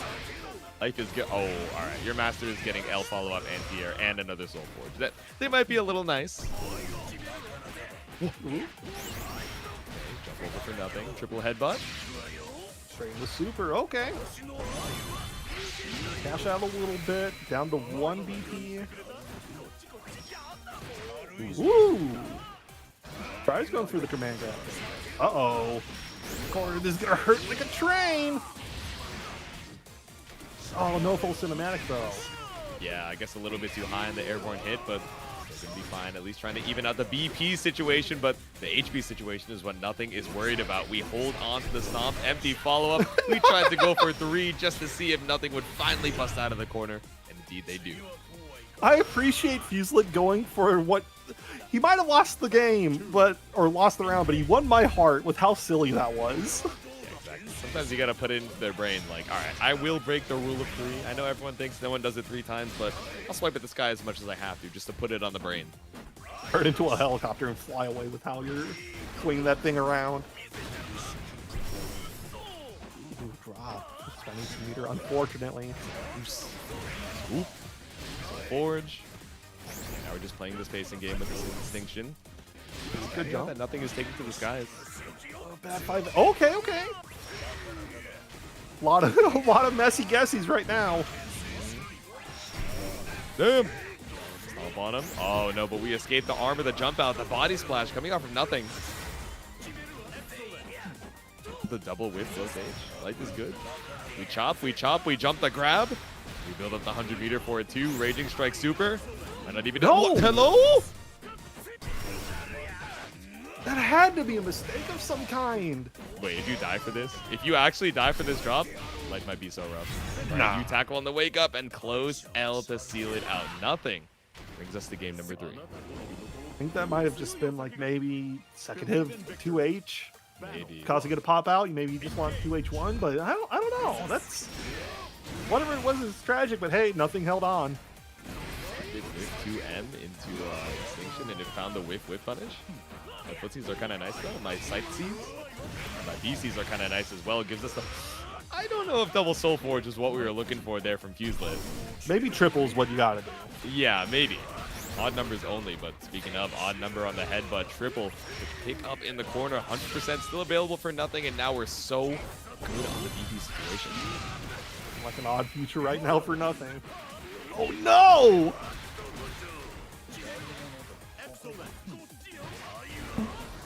Okay. Very much nothing round going in. Final round for nothing. Soul Forge from the round start. Yeah, we've conditioned enough respect with the round start 2Ms, with the tackles as well, that nothing's fine just walking it back out. We're not going to help you here. Nothing on set point. Forward. Finally an ult grab lands. Then connects. Nope.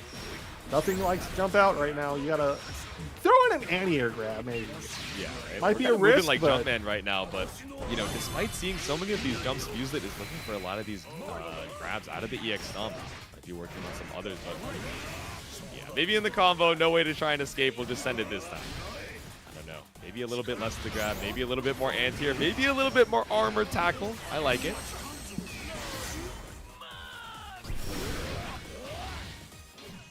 Fuselit has no defensive options right now. Only meter.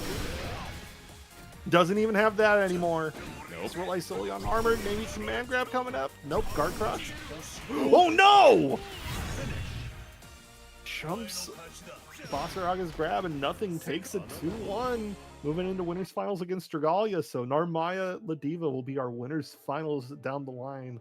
We'll have to get back to that relatively soon. So we move down to our loser sides. Great stuff from nothing there. Yeah.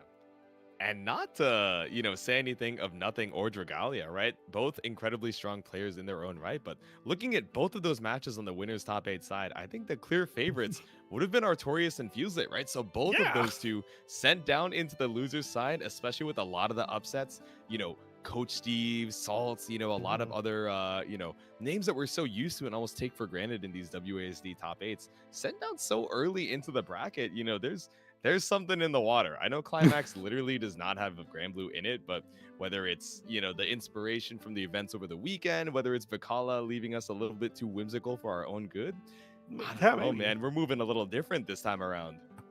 Yeah, now that you bring it up, both Nothing and Dragalia, I expected it from Nothing. Nothing's a wild player, but Dragalia really just turned the silly up to 11 this time, and we're seeing players known for their sort of fundamental rock solid game plans just getting, you know, knocked out down at loser. So hopefully, maybe a shift in how the game is played. Maybe it's just an off day. Who knows?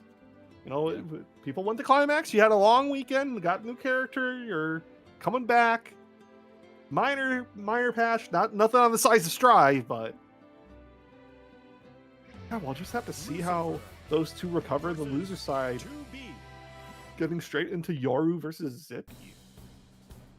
Yeah, let's see it. So 2B versus Lucilius. A couple characters that both have some pretty, you know, long mid-range options that are able to kind of keep you at bay, right? We have the lasers, of course. We have 5M, 5H coming out from 2B, but we have the slam, you know, the 623 coming out from Zippy, and of course the blade rifts as well. But how can we forget the 5M?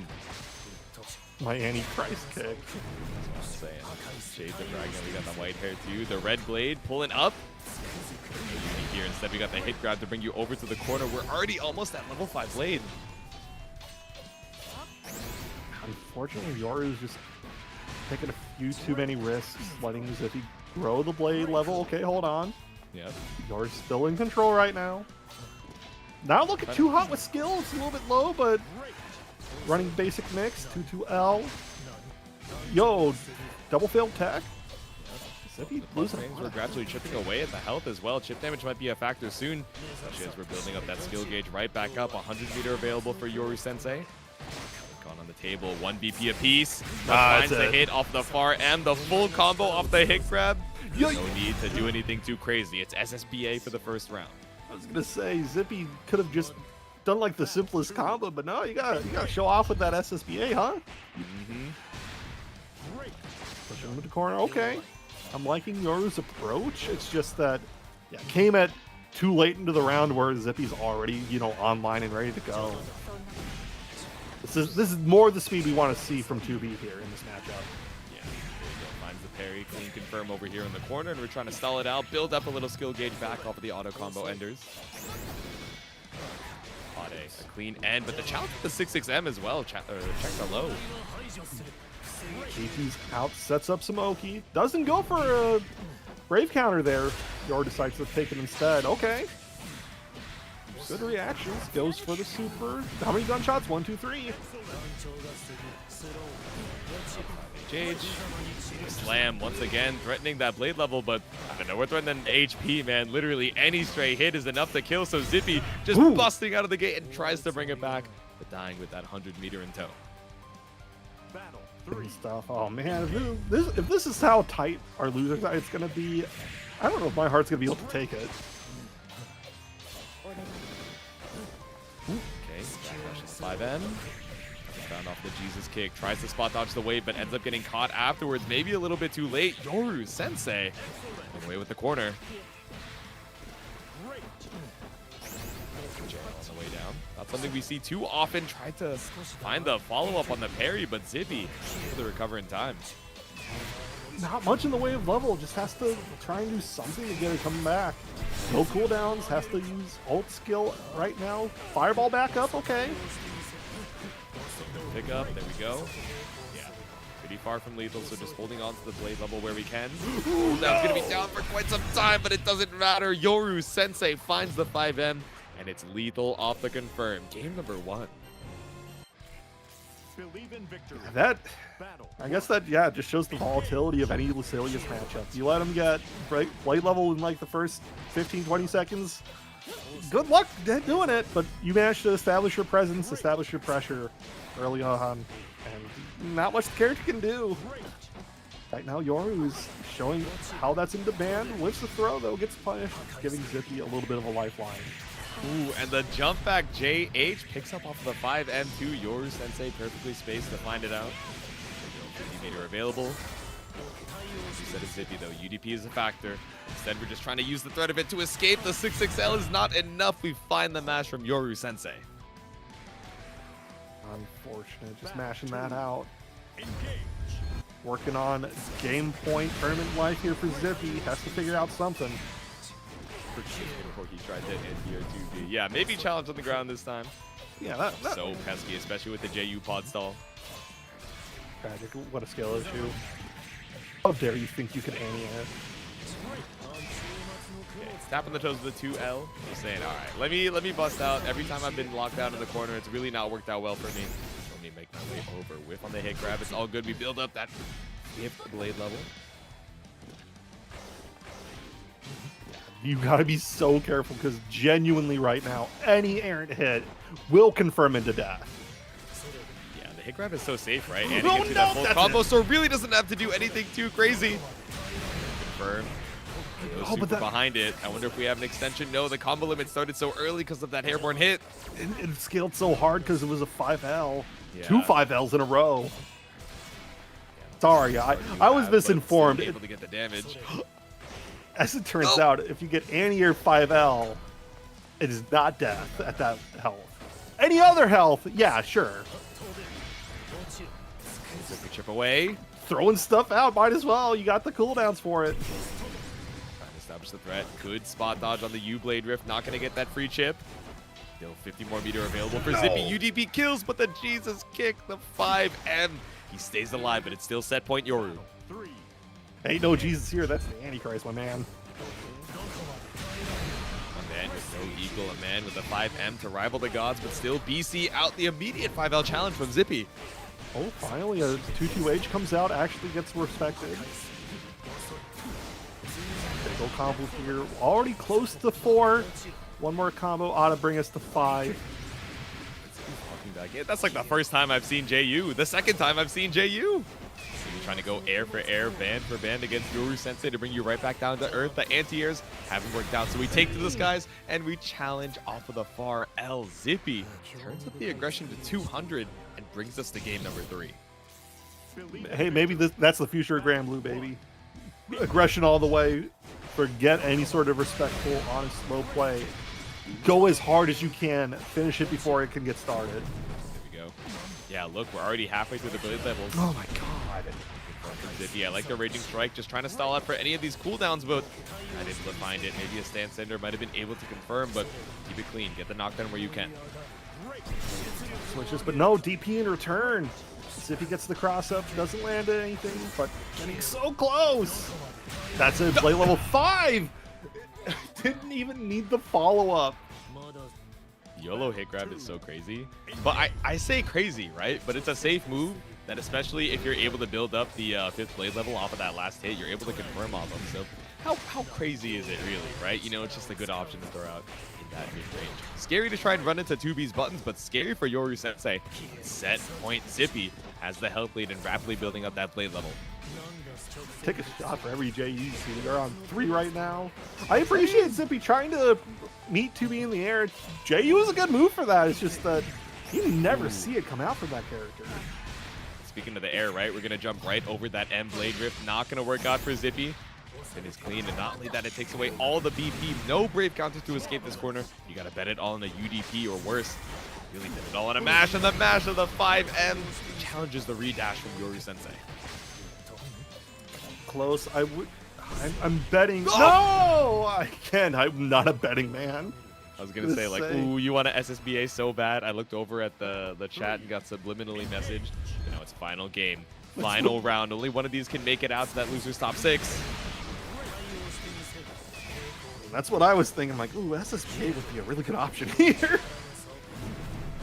Okay, This is why you don't bet on horses. that's what I'm saying. The Umas are not Musumeing. They're also not a financial investment. But investing in the spot dodge, we pull up, we anti-air 2B. They said it couldn't be done. The M Blade Rift builds up so much of that level. And now next hit grab should be able to get you a full confirm, potentially in the kill with the BP situation. Not enough for super on Yoru to deprive Zippy of any BP. But next hit, I'm sure we're going to see some super. First hit's going to super. Yes, just eliminate. No, the super doesn't do a lot of damage, but this should kill. Yeah. Yoru Sensei moving on, knocking Zippy out. Unfortunate. But And with came no down. BP in the bank, that's how it goes, man. Or you had the one left, the super takes it, and then it's able to just do so much damage, that extra 50% off of trying to spot dodge the wave and take your turn back. But if you're a little bit too late, Yoru Sensei runs away with the game. But not without lack of Zippy trying, right? Those first games, honestly, those first 3 rounds were looking all in Yoru Sensei's favor. And then once we were able to turn up the aggression, Zippy said, all right, maybe I just have to meet you where you're at. It's enough of me, you know, down backing in the corner and now having to play the Granblue zone against a character that not only has a command dash, but has 5M and 5H to challenge if I get a little bit too antsy with the 5M with the 6XL. But, you know, just was not enough to seal it out in the end. Zippy out at number 7.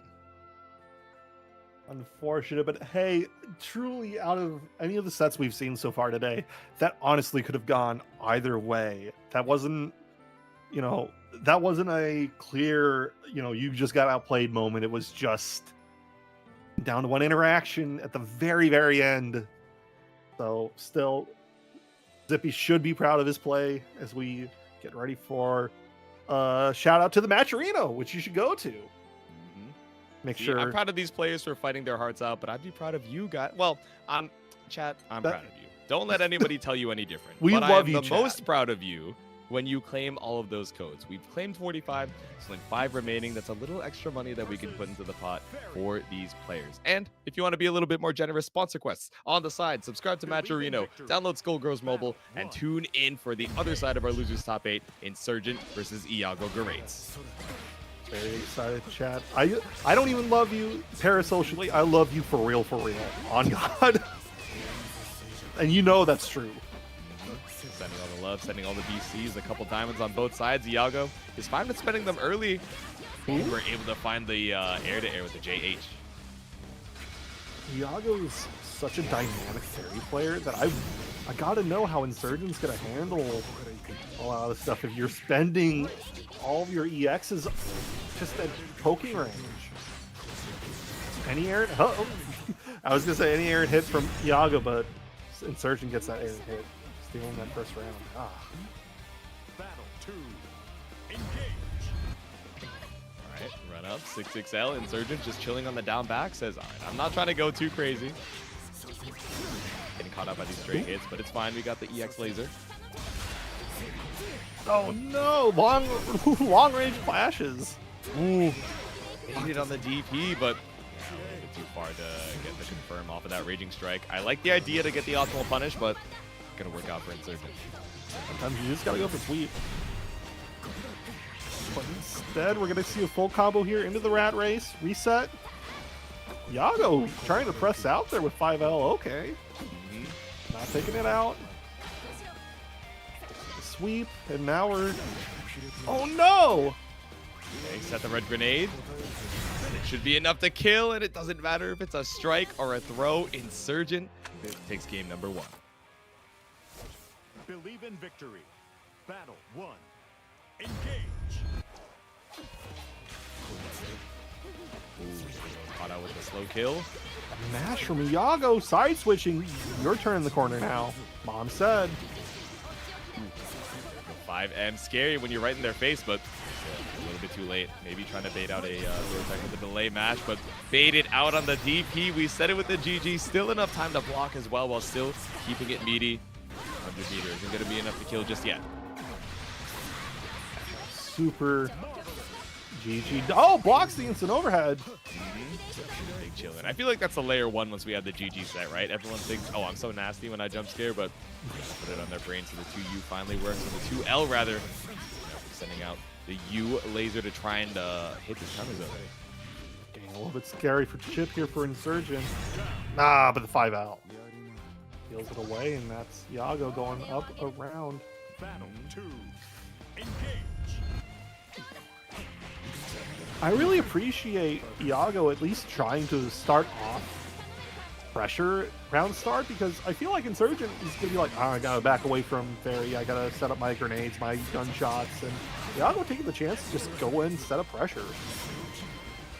Yeah, Ferry not a bad 6XL by any means. I know we're thinking of her as that zoner, but hold up that space on the screen, but so far away, sniped out with a U Fireball. Insurgent. Oh my able god. to kill just yet because of combo limit, but one more touch. Ooh. Scary throw situation. Dodges the rat race. Ooh, jump scares from Insurgent. You know, everyone's complaining about no zero, like zero Vicala, no Vicala. Where's our rat? Well, we've had 2 Eustaces so far. We got rat races. Yeah, we got rat races. We got the Fox Boy. Maybe not quite what we're looking for here, but there we go. Picks up with the 5U. Ooh, okay, grenade back into the corner, or whip back into the corner rather. Confirm with GG2 EX hula hoop for the bounce. Run up throw, maybe go for it again. Nah, backs up. Ooh, into SSBA. No, SBA. Oh, what am I thinking about? The one hit confirmed. Oh! We ran right into the raging strike. Oh no, me when I bait brave counter. There we go, I like it. 5M, 5H, just push you right back into the GG. It's fine if it doesn't actually hit. We're gonna keep this corner controlled. Whoa, wild from Insurgent. I like the idea. We understand that we're in that chip damage range, right? We see there's no more flashing in the HP, so anything next that we block is going to be the kill. And, you know, with how fast a lot of these whips are, it's not really something you're looking for the reaction on. So looking for the preemptive SSBA to try and fight back, I get it. But game number 3.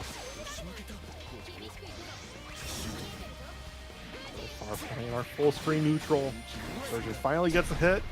Big counter hit coming in.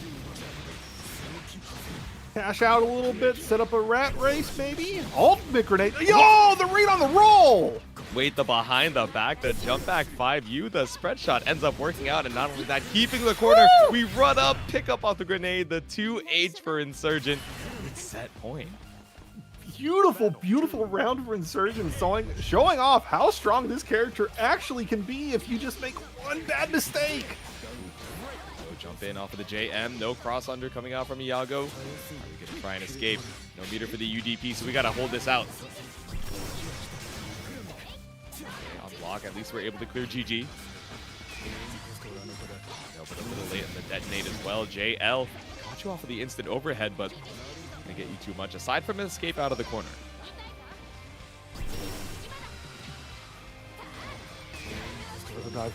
PC's out. Smart patience here from Iago. Does have a DP up if he needs it, but right now, building up a lot of meter. Gonna spend a little bit into GG. Oh! There we go. Even off the blocked overhead, though, still able to keep the pressure on. No BP. Okay.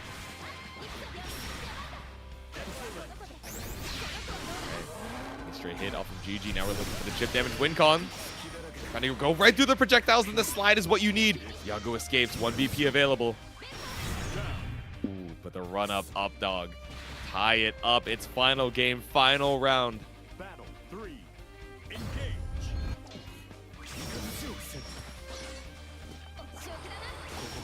I wonder if hula hoop is what we were looking for there. Maybe trying to look for a counter poke, but instead ended up losing you a lot of tempo over in the corner. Ooh, now you have no DP, no real fast answers here. Gotta hold it all.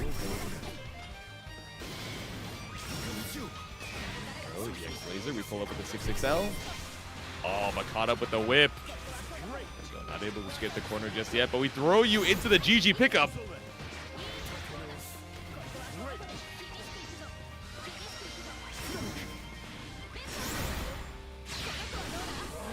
He sets up the orb.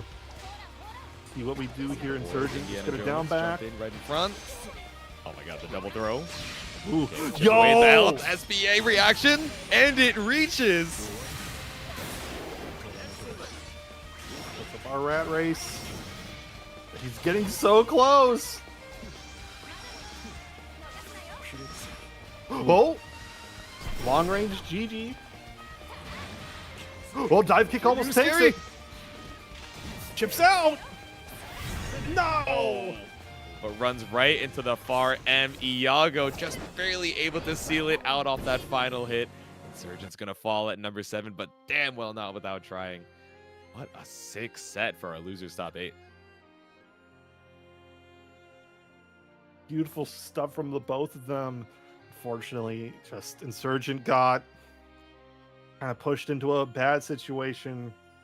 Kind of got checkmated. Nothing he could really do, but what can you do? Insurgent out at 7th. Beautiful stuff. And Iago is going to be going on to fight Fuselit. So, Vaseraga is not going to be fun for Ferry. I would imagine not, right? We got a pretty good character variety in our top 8 here, right? So if you guys want to follow along with that exclamation point bracket, you can see exactly what we're seeing. Okay, good. Exclamation point B also works. So what did we have going into this, right? Artorias Dragalia, which was Siegfried Narmaya. Nothing Fuselit, which is Ladiva Vaseraga. Then down on the loser side, we saw 2B Lucilius and Eustace Ferry. So I think we have an entirely unique top 8. So, hey, I'm happy to see it. Yeah. Maybe these gamers a little bit less happy about some of these upsets that have either sent them down to losers early or knocked them out of the top 8 earlier than they would have liked. But hey, we got losers quarterfinals. Like you said, Courier, we got Artorias versus Yoru Sensei, some Siegfried versus 2B. You know, I'm sad I haven't seen any of the college tonight, but I know, me too. I just want to see the rat. I want to have. Maybe if we get Vicala theme, I'll be happy. That's the one way I'll be happy. You know, I know Fuselit has been running into lobbies, taking in player one side, and then playing the Vicala theme. So maybe we'll hear a little bit more of it later, right? But for now, it's a death march. We got to stay all serious here in this loser's side. We're going to jump over the beam as well. Artorias finds a clean jump in. Ooh, trade sides. Trading places. Ooh, gets the auto combo, pushing to the corner. It's up to 2M. Big damage coming out here. Maybe super to cash out. Yes, indeed. Extra 20% is going to do it. Go. Dying with the 100-meter, but such a big health lead, right? You're like, okay, maybe I can use the threat of it to try and escape and be a little greedy, but Artorias, no, he's pissed about being in this loser's side this early. That was an MVP with rage, man. That was an MVP with soul. I want to see Artorias like HDP on Yoru's Wake Up. I want to see that kind of play. Ooh, big 2H! It's the full confirm here. Oh my god. No, it drops out! Yeah, you know, the worst part? I was thinking as the SBA landed, I was like, this is the Artorias we know and love, but it's a good thing I didn't say because I would have cursed us off with a combo drop, but oh, behind the back, you tried to send the wave, but landed into the 2M for the kill. You know what? If you won't say it, I'll say it. This is the Artorias we know and love. Everyone has a Maybe one. my You're allowed commentator one curse is mistake. like too highly spec, but I think when you say it, Artorias will in fact be empowered. You get exactly one mistake like that. Exactly. Ooh, tries to beat Yoru in the air.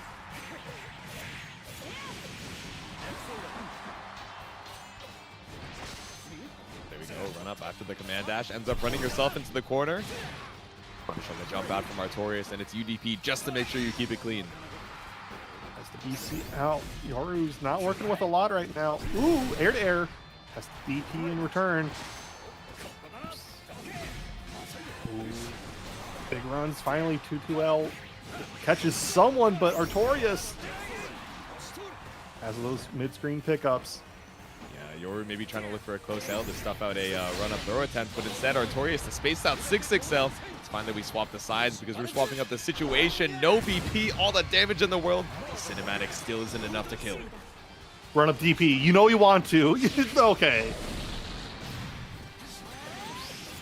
I was going to say, Artorias, I know you play Siegfried. I know what you see. You see that Yoru has no HP whatsoever. You want to do an HDP. You want to let that rip. You're gonna run up. They sent it with the $5 in the match arena. Thank you, Rotary Lover, but we're not a lover of the tether. Instead, we're gonna send it twice. No skill to your name, and we're chipped out off the MDP. Battle 2. Engage.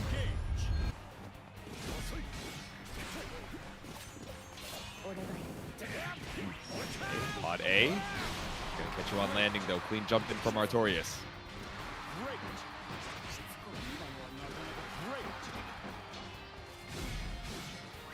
Walk out 5H. Nothing found. Artorias is fine. Chilling in the corner until we finally get enough space for the 6-6L. The airborne JH as well. That was that 214H next, but ooh. Touch toes straight into super, deprive some BP there. Run up throw from downtown.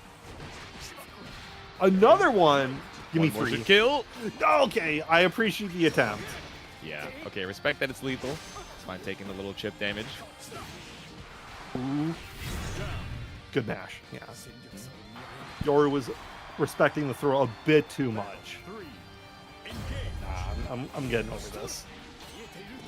Damn. Okay. JM just in case. Trying to look for that air-to-air. Artorias been a little preemptive with taking to the skies. Okay, extends the combo a bit. Build up our skill again. Cell. He ends up coming out. The Raging Strike baited out the BC and the full confirm off of the spot dodge to Artorias, ready and waiting. Straight to don't play around. Finish your food here.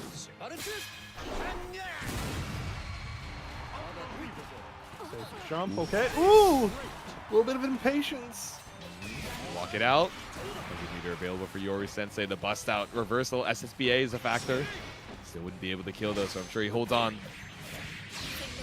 Patience from Yori. We're gonna go straight into SSBA. Reduce Artorias to nothing. Ooh, this vortex. Oh no! We sent the pod, we baited out the DP. All the delays in the world were not enough to save Artorias. Now we're going to game 3. The one time Artorias lets that rip. Believe in victory. One time it mattered most. Engage.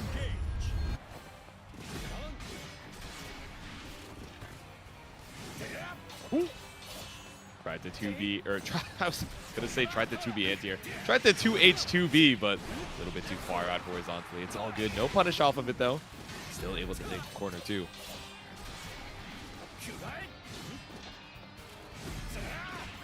Ooh, bad 5H there. The DP out, but Artorias taking his turn back. Super auto kill here. 1, 2, 3. Not close enough, I think. Nah. You know, I wasn't a believer. I saw how much health we had after cinematic, then I was a believer, and then I lost faith. But it's all good because we got the MVP to checkmate once again. Artorias back on set point.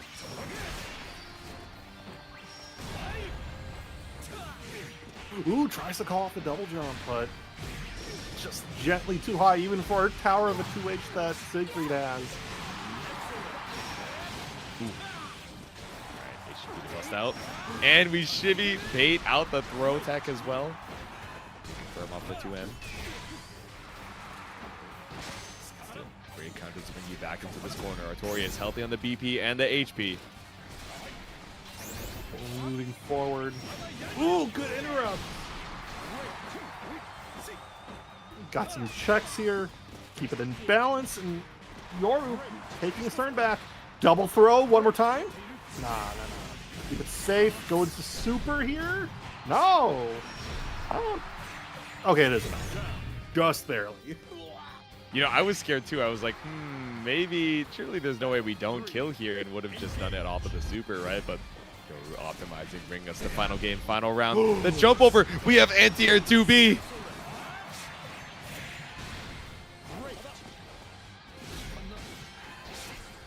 Ooh, caught by the anti-air grappling. tether catches you just barely out of the jump. Ooh. Hold on. Both at precarious health right now. The doors once again. The run up back dash shimmy. Works out so well for Artorias. You have a Raging Strike. You have the rest of the combo to go. I guess SBA rather, leaves you with a sliver, but oh no! All right, I forgot about the BP drain. My fault. You're so dead. Artorias moves forward into loser semifinals. Ah, so close between the two of them. Very bold, very brave of me to believe that one might live with no BP and Siegfried SBA. Hopeful, optimistic, one might say, but Yoru's I'd win. Going to be, ended here at 5th place. I could have tanked it. Me personally, I would simply live. Oh my god! Yeah, the spot no, dodge with the I'd far out win. was so scary here, man. Like I would lose to a 2L, but that SBA, I got it. Yeah, the kick in the shins, I would simply perish. Like, when the main character remembers his friends and gets the shonen power up, me personally, I just fast forward. Curry, we do you know see. that there are people who unironically watch anime in 2x speed? I'm just like thinking of this as we bring it up. I'm cursed with that this makes me knowledge, so sad. you have to be too. No, I know there's a guy who's trying to like optimize the way he was watching Hunter x Hunter. Like, I think he was doing a bunch of other shows at the same time. Yeah, it's cursed. It's like, why? What? Just sit down and watch a show. Yeah, and I'm Like- sitting down and watching this match arena, guys. You still have 3 codes left, but I want to shout out. You see that round $50 in the prize pool. Thank you very much. I resized my window and it changed your name to Gamo Jack for the $21.88 to bring us to that round 50. Thank you for the generosity. You guys are welcome to be as generous as you'd like as well. We hit one of our payout benchmarks, but I'm sure these players will always love a little bit more to fight for. So stop on by, claim the rest of those codes, and there's still some sponsor quests for you guys to get as well for some more extra money. For sure. And man, now you just put it in my head that people watch anime that fast. I mean, this is how I feel when we get disconnected from like Granblue lobby, and then it brings us back in at 2x speed. Like that's what it has to look like on their end, right? But That's it's fun. gonna be a matchup where I imagine we want to slow it down for Iago Garaitz, Vaseraga versus Ferry. How are we gonna try and hold that space against a man with so much armor and so many ways to advance across the screen? I would simply play in turbo 2 times speed. Granblue 2 Turbo. Twin Turbo, one might even say. But throwing out the whips to try and hold on to this space, and Fuselit just walks you right down. Ooh, good spot dodge. No, you're not plus there. Fuselit getting a big hit off of it. No, not the Iago curse. What is the Iago curse? I'm unfamiliar with the lore, but I am familiar with the multi-hits on you, GG. Really smart move to try and get out of that EX stomp, and not only that, escape the corner. Smooth. Ooh. And your grab takes it. Battle 2. Engage.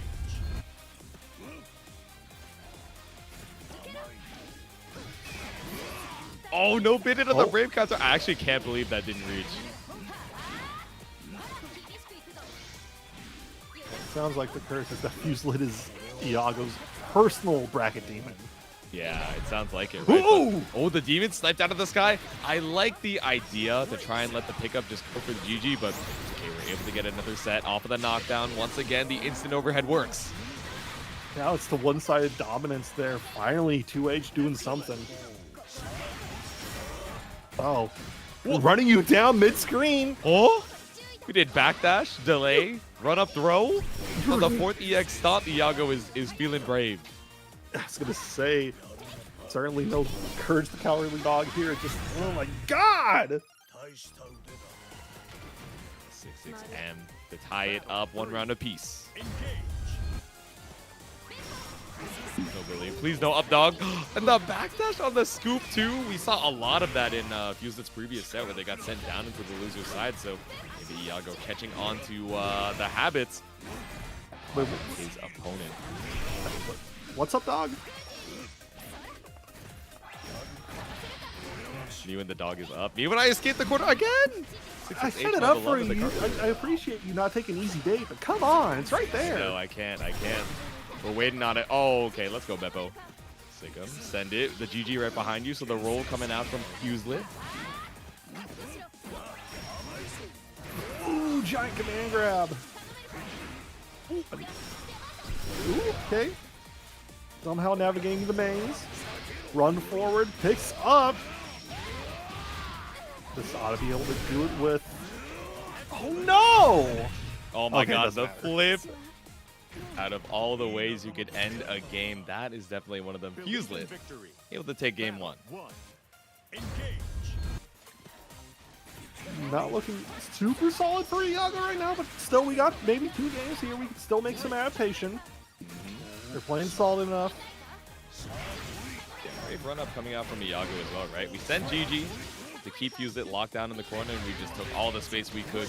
And we tried to go for the double spot dodge, but I like the delay on the charge. Come back, avoid GG.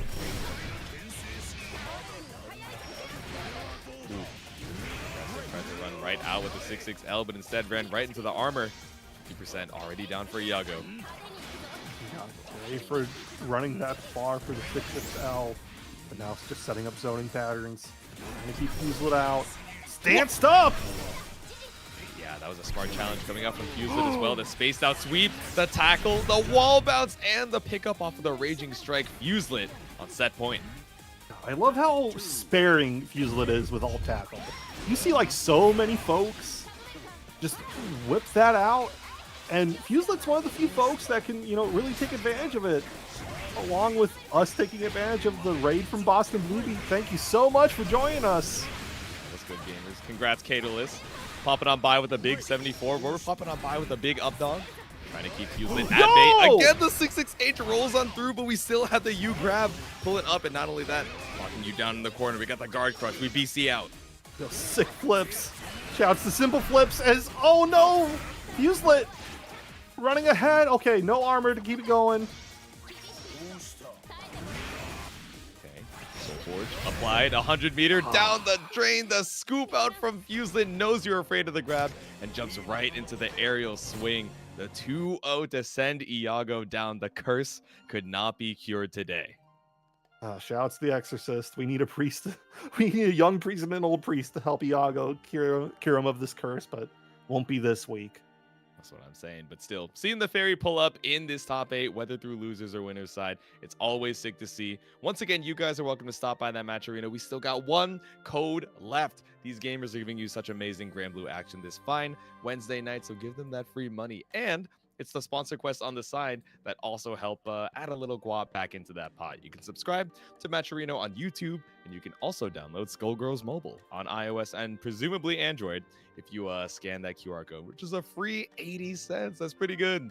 So if you want to help out the friends over here at WASD Granblue, make sure to stop on by. And if you guys are excited for that pinned message that I'm sure you see at the top of the chat as well, we're going to be hosting a AWT Silver event on November 13th. But signups are going fast. You only have until the 11th to actually sign up to make sure that all the WASD TOs and the team behind it has enough time to seed and make sure that everything goes super well. So stop on by if you're interested. Make sure to pull up. And who do we have up for this next set, Courier? Oh man, we're heading straight into our, I believe this is, loser. No, this is winners semis or winners finals. That it is, yeah. Dragalia on Narmaya, nothing on Ladiva. And for everyone joining us off of Boston Blue Beat, and maybe if you just coming in off the street, you're in for some silly stuff.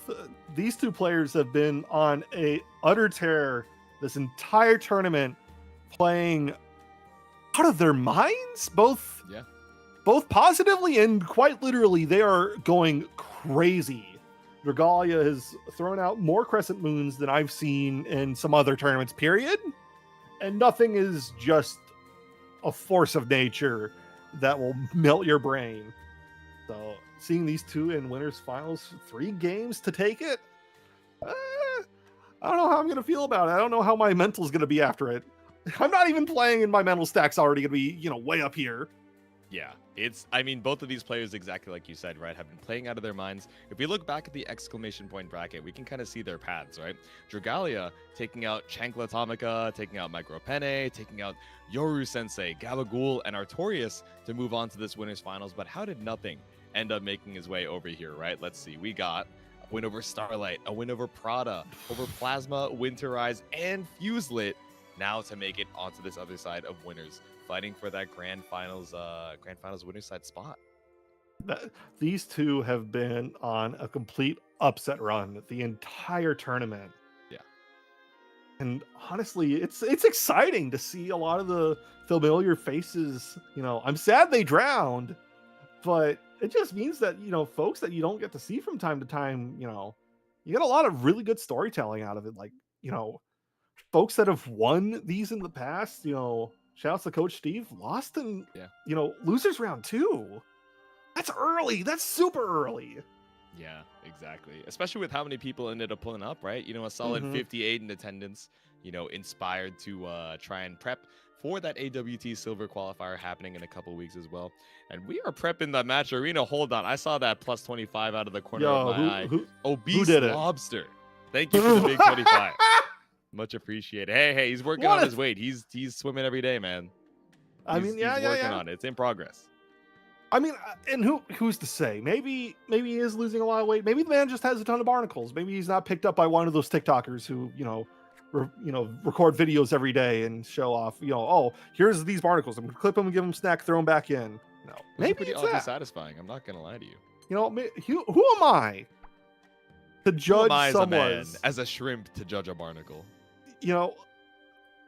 We are all one in a Krillian here.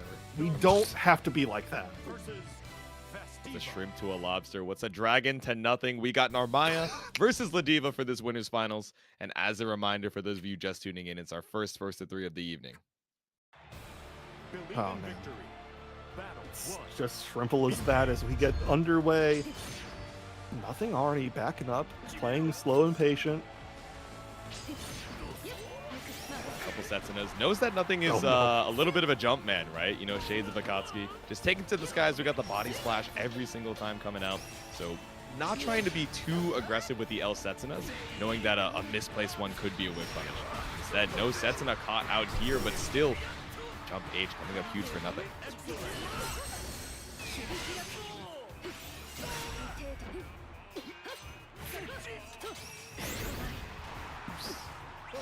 Sweep out, coming from nothing. Baits out the DP as well. With Raging Strike, you build up the 100 as well, but we're just going to go for the U Lariat just to keep the combo moving.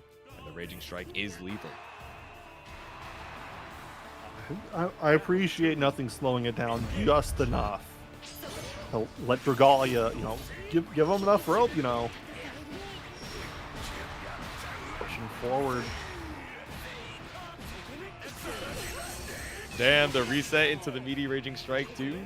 Tech back into the corner. Now we're down 2 BP for Dragalia, but down to BP, not out of options. That Crescent Moon, it's like you mentioned, Courier, we've been seeing this all night. Uh-oh, whips your own 6XL, but Dragalia dropping. Uncharacteristic. That could have been something big. Please. There we go, but dropping low. The low profile on the 2L. Going to be able to duck right under the Lariat. We crouch, we pull up, we kill with the super. There we go, 1 round apiece. Battle 3. Engage. Again, starting off slow. Walk it out. Do not want to play that awkward mid-range where we're tempted to try and press that Setsuna, but we're just in range of a jump-in JH. Instead, just going for a greedy command grab into that flip. We're checking nothing just yet. So he's got the single Rekka. Now he gets scooped out. Another one? Give me a third Never time. does 3. Actually, if someone did it, it would be nothing, but instead it's throw, strike, the walk back. Shimmy doesn't find anything, but still able to find a hit for nothing. If nothing successfully goes for 3, uh-oh. Let me hold on a second. Okay. If nothing successfully goes for 3 command grabs in a row, lands all 3, I will put $10 in the match arena. Damn. Okay. You go I'll put for my 3 money on. I grabs in a want to row. see 3. Man, we went for the mash out on that drop super as well. But honestly, Oh, from okay. nothing, I think this is the kind of player that would do that kind of setup to get into your head. We saw the meaty Raging Strike off of the tech into the corner. So, like, knowing that a close L would be able to kill off of that starter too, just dealing a little extra mental damage on top. I got a wouldn't feeling. put it past them is what I'm saying. I got a feeling I know what might be coming. I think Dragalia might either be taking a break, normal, or switching to Lucilius, because I know Dragalia had a Lucilius they played the other night in a TMN. So maybe considering pulling out the Lucy. Now it's the Lucy BL in this situation. Just maybe doesn't like Narmaya against the Ladiva matchup. Yeah, ultimately, a lot of the success that we were seeing from Dragalia ended up being, okay, how can we keep you awkwardly at this like mid to long range with the Setsunas and bait you into a way that's predictable with the jump-ins, right? And we're talking about, okay, nothing loves jumping, nothing loves that JH, but still having trouble, I think, consistently finding the anti-airs when you have the threat of the Lariat, of, pulling up in so many of these different ways from nothing. And maybe not feeling too great about the Narmaya. So, stands to reason that maybe we might be looking at a swap from Dragalia, but we'll see. It might be a rollback issue. Might be having some connectivity. So, sounds like we're going to take a small pause to let them restart just because who knows? I think there might have been some connectivity issues the other night, but maybe you just gotta reset the game and just pray to God. Yeah, let's make sure everything is all good before we head back on into it. Maybe Dragalia going to be restarting the game as well. You guys, well, you know, we've claimed all the codes. I have no Maturino shield to give you. If you want to be generous, you're welcome to, but hey, we're coming up in the last few sets of the evening. If you want to bring it to that big $100, then hey, you're welcome to. If you're feeling super generous, our next payout benchmark is that 150. So if there are any generous donors in the chat who want to extend that payout to that top 4, hey, feel free to. But either way, thank you guys for stopping on by once again for another Wednesday night Granblue over here at WASD. Always fun to see everyone just show up for WASD. Just, I feel like this, you got Paragon, you got TNS, just like the big ones that everyone tries to show up for. Everyone pushes so hard to go as far as they can. And yeah, it's incredible to see the level up from everyone. Folks that might have been beginner or intermediate like a couple months ago are now routinely getting top 8s. Yeah. It's cool to see, right? You know, we're building up this community of gamers, which is not just, oh, okay, we want to have, you know, these top level players at the top and constantly fighting it out for the same, you know, 8 spots. But it's also, okay, how do we cultivate this community where, you know, these beginners can become intermediates, these intermediates can start challenging, you know, at the high level? And how do we train up those gamers so, you know, it's not just, oh, how do I secure my spot, but it's how do I make my community stronger so that I, as an individual player, have to level up to, you know, try and meet them as they try and, you know, emerge out onto the ranks and make it out of pools and eventually make it into those top cuts as well. So it is very cool to see. And I know you got folks like OEG who do Sky Island Showdown. They're doing, I believe, a beginner tournament as well. Ooh, you okay. got, you know, the Granblue Rising Academy doing Last Stand, and they are starting a beginner bracket called Academic Showdown. You know, there are places, regardless of your skill level, to play this game and get better. You have like-minded folks, and maybe one day you will see yourselves in winners finals, just like Dragalia. Nothing. We're getting right back into it. We're starting off wild. Had to be some sort of mistake. Yeah, maybe try to warm up a little bit after the break that we had there. The MVP not going to work out. 40% already down for Dragalia and saying, all right, I got to salvage this momentum. EC to keep you in the corner. And the bold run up to H, but no confirm, nothing. Just busts out with a wake up super. And you're just going to rev up those fryers. DP, anything, just get your heat going. You got to remember, right, if you're trying to bait out the reversal from Ladiva, it's that command grab as well. So either we got to take to the skies or look for something else instead on the wake up. But speaking of the SSBA, the reaction on the headbutt.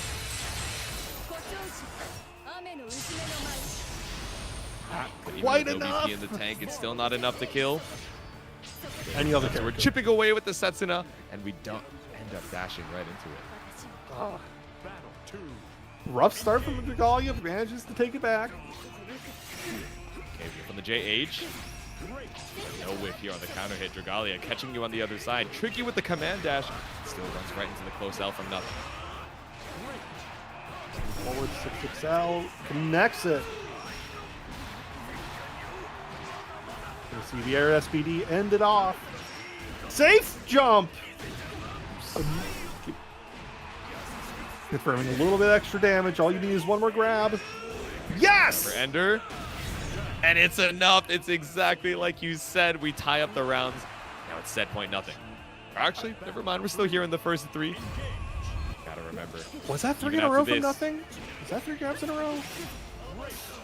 I I lost wasn't track of counting. time. Hard to say. I was too locked into the moment. That's round number 3, though. Trying to play the spacing game with this far H. Carry out. Does it in kind. We're just trading advantage situations right now. Plus frame for plus frame. Trying to respect the MVP coming out for Dragalia.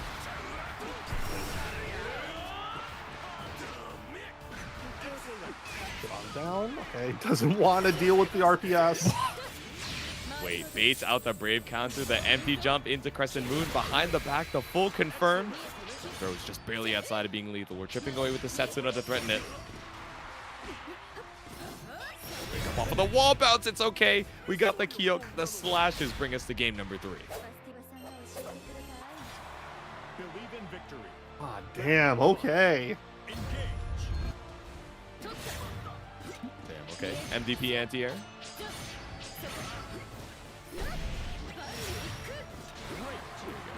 Keep the confirm simple off of the anti-air. The last time we dropped it, we ended up busting out off of the scramble. So saying, fine, it's okay if I spend my EXDP here. I need all my cooldowns for this next hit. Stagger off the 5L. We've threatened enough throw. We've threatened throw bait before, so we put space out to try and see if we catch a counter poke from nothing, but instead brought over to this West Coast corner.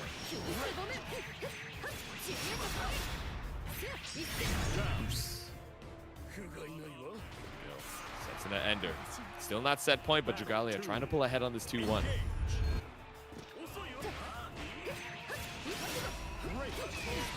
As well, dash Kyoka.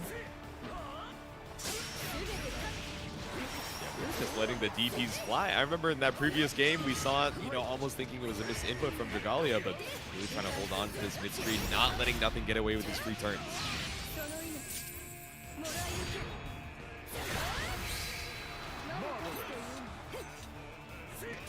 And 40% to your name, but only 20% of the HP. We jump out with the JH. We've gotten anti-air 3 times in a row, but surely they don't do it a 4th.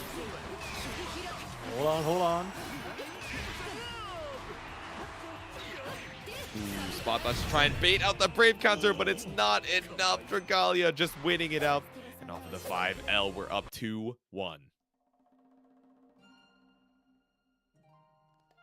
Now nothing is taking a breather. Wonder what we're gonna see. Potato time. I was gonna say I've never seen the sub come out from nothing, but environmental storytelling is telling me that maybe there's a pocket Charlotta there. Looking like we're headed back onto the stand, loaded into the Ladiva though, so the ride or die for potentially the final game of this winner's side. Maybe, hey, we're still sitting on it. Yeah, probably still believing in the character. Not looking for the swap just yet, but at least giving yourself a little bit of time in the lobby to think, oh, okay, how do I try and reset here?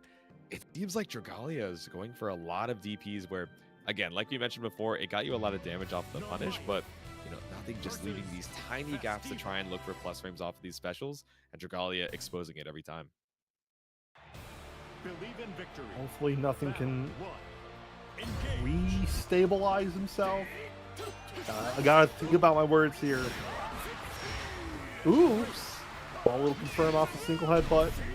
Yo! Landed into the BC, the close H, but no pickup from nothing. Dragalia! I'm out of here, bro. You're gonna let me live. It's Crescent Moon. There we go. The full pickup off the dash. Been able to get a little bit more there, but Dragalia just trying to keep the confirm simple in this winners finals and keep the momentum going.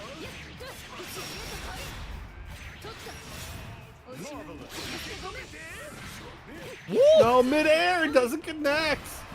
There we go. We were Drop mentioning it! this earlier, right? Off of that wake up command grab, you got to do something crazy. Taking to the skies and setting out the hitbox as well. Still no kill for Dragalia, but with a 100-meter, we get caught out by the Raging Strike. Oh no. Battle 2. Engage. He wanted to bait out that Brave counter there, but nothing, not quite ready. It's looking like the defense is deteriorating as we go. The meaty custom moon set up too.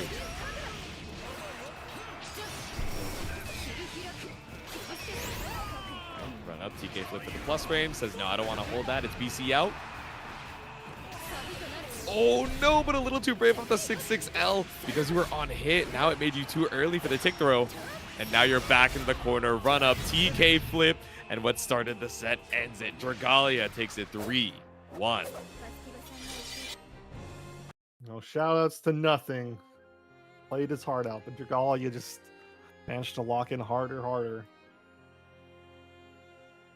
Yeah, I wonder what it was, right? I think showing, because in that final game, we really didn't see a ton of like reversals coming out from Dragalia in pressure, but I think the mental, you know, conditioning of that having happened so much made nothing almost a little bit more passive, you know, trying to slow it down, trying to bait out things, which gave Dragalia the opportunity to mash out, to throw out, and basically just keep a lot of, you know, steal a lot of turns back where otherwise they might not have. And that Raging Strike hitting was so... Oh man, that hurts the brain, right? Because we see the down back, we're waiting for the DP and trying to get the kill or at least a hit that can swat that momentum. You see the startup of the Raging Strike, you're like, oh, I need to react and get my hit to stop myself from having to block this Raging Strike, but sometimes you're a little too late. Unfortunately, we'll have to see if losing my mind a little bit. We'll have to see if nothing can take it back in losers finals. But in order to get there, we got to see if Artorias and Fuselit can come out on top. I'm just losing track. I mean, nothing just does that to my brain. That's how it goes, right? You know, nothing is going to be waiting down in that losers finals side, trying to look for that grand finals run back. But Artorias and Fuselit, again, you know, not to, you know, rub it in their faces, but over in the winners side, a couple of gamers headed down from what most would consider upsets in those winners semis, and now fighting their way through back out of the losers side and saying, all right, only one of us is going to get our run back against the guy who sent us down here. Only one of us is going to make it to try and fight for that third, that second, that first place. But Artorias and Fuselit, right, going to be bringing us our final first to two set of the evening. That's Siegfried versus the Vaseraga. Yeah, I gotta see how Fuselit handles Artorias, because in most situations, I feel like Siegfried can kind of just walk all over Vaseraga. Yeah. You have longer range normals, longer range specials. Armor can be an assistance, but with the pace that Artorias is probably going to be setting, I don't know if you're going to have much time to actually get that to come off. You know, unless you manage to get a 2M, you get, an ability to Soul Forge up. So I think that's what I'm going to be looking for is Fuselit actually going to get a chance to get his game plan going up against Siegfried? We'll have to see. Yeah, it's going to be hard to say, right? Especially because I think we've seen a couple different, speeds and cadences from Artorias, in the previous sets that we've seen. The winners semi set where he ended up getting sent down, it felt like he started off very defensive, almost very slow, letting himself get brought over to the corner, which, I think for a lot of us is easy to interpret as, oh, okay, let's try and get some data. Let's try and get this download on how this offensive pattern is structured and then bust out of the gate for game 2 or game 3. But almost seemed a little panicked going into that game 2, right? A lot of these errant throw techs just not working out. But then down in the loser's side, when he was like, all right, now I really got to lock in to, stay alive. Then we saw the Artorias that we kind of knew and were familiar with, right? Kind of balancing, okay, I'm going to pull up, but also a lot of these backdash shimmies. So let's see it. Let's see how it ends up in this losers semifinals. Artorias versus Fuselit for our final first to two. Believe in victory. Battle 1. Engage. Locking in here. Yeah, just starting off Fireball War. You have longer range folks than Vaseraga in the situation, but when you're up that close, Command Grab comes out. Oh! Gigantic 2H gets a full punish there. Artorias driven back to the corner. Not close enough to follow up Fireball. Fireball for Firewall, but the virus protection not going to work out here. U for EX, that's how it goes. But we do end up jumping over the U grab. I feel like Siegfried's the kind of person to use like McAfee. Yeah, probably. He doesn't know any better. He just he likes the face behind it, right? He understands Oh no! the power of the brand. Oh no, to try and DP through, but the great Scythe and the Stone, right? The infinite armor to go through those reversals. I don't know if Siegfried likes John McAfee. I don't know if anyone should. Yeah, probably not. He does like this corner though, a little shimmy action. Goes over to the corner one more time for that throw. Never goes for 3 in a row, man. The Eureka. Nah, yeah, of course you're gonna try and go for it. He's the guy that got 10 toolbars because they all seemed useful. I mean, every toolbar is a tool in the arsenal, right? We're just trying to optimize the battle against the viruses of the internet, but I don't think it's music right now. How do we make our way in? We end up getting scooped for our troubles. Wait it out.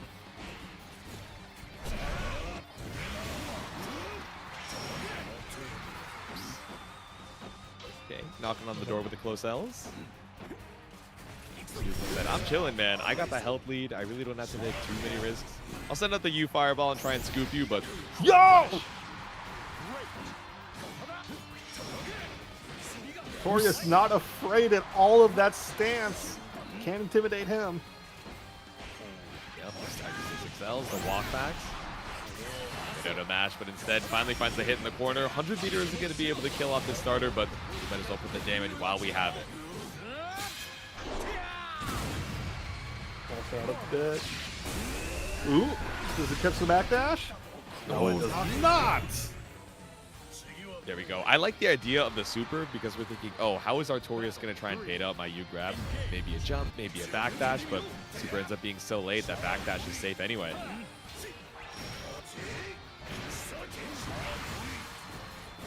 Charge up off the 5U, the double backdash. Maybe not something we see super often from Vaseraga, trying to play the spacing game, but Artorias uses that space to walk you down.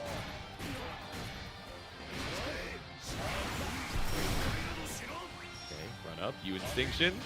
We're just chilling on the tackle. Says, ooh, you want to mash so bad?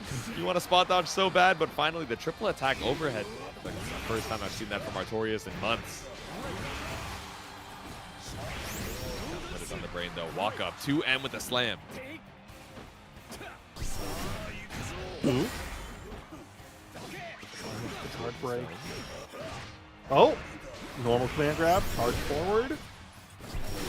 Just maintain space. You cannot just get away with that Fuselit. Doesn't get the full cinematic, but still a decent chunk of damage. Trading BCs. Beautiful. React to the U Instinction, the run up throw, that extra 50%. It's absolutely lethal.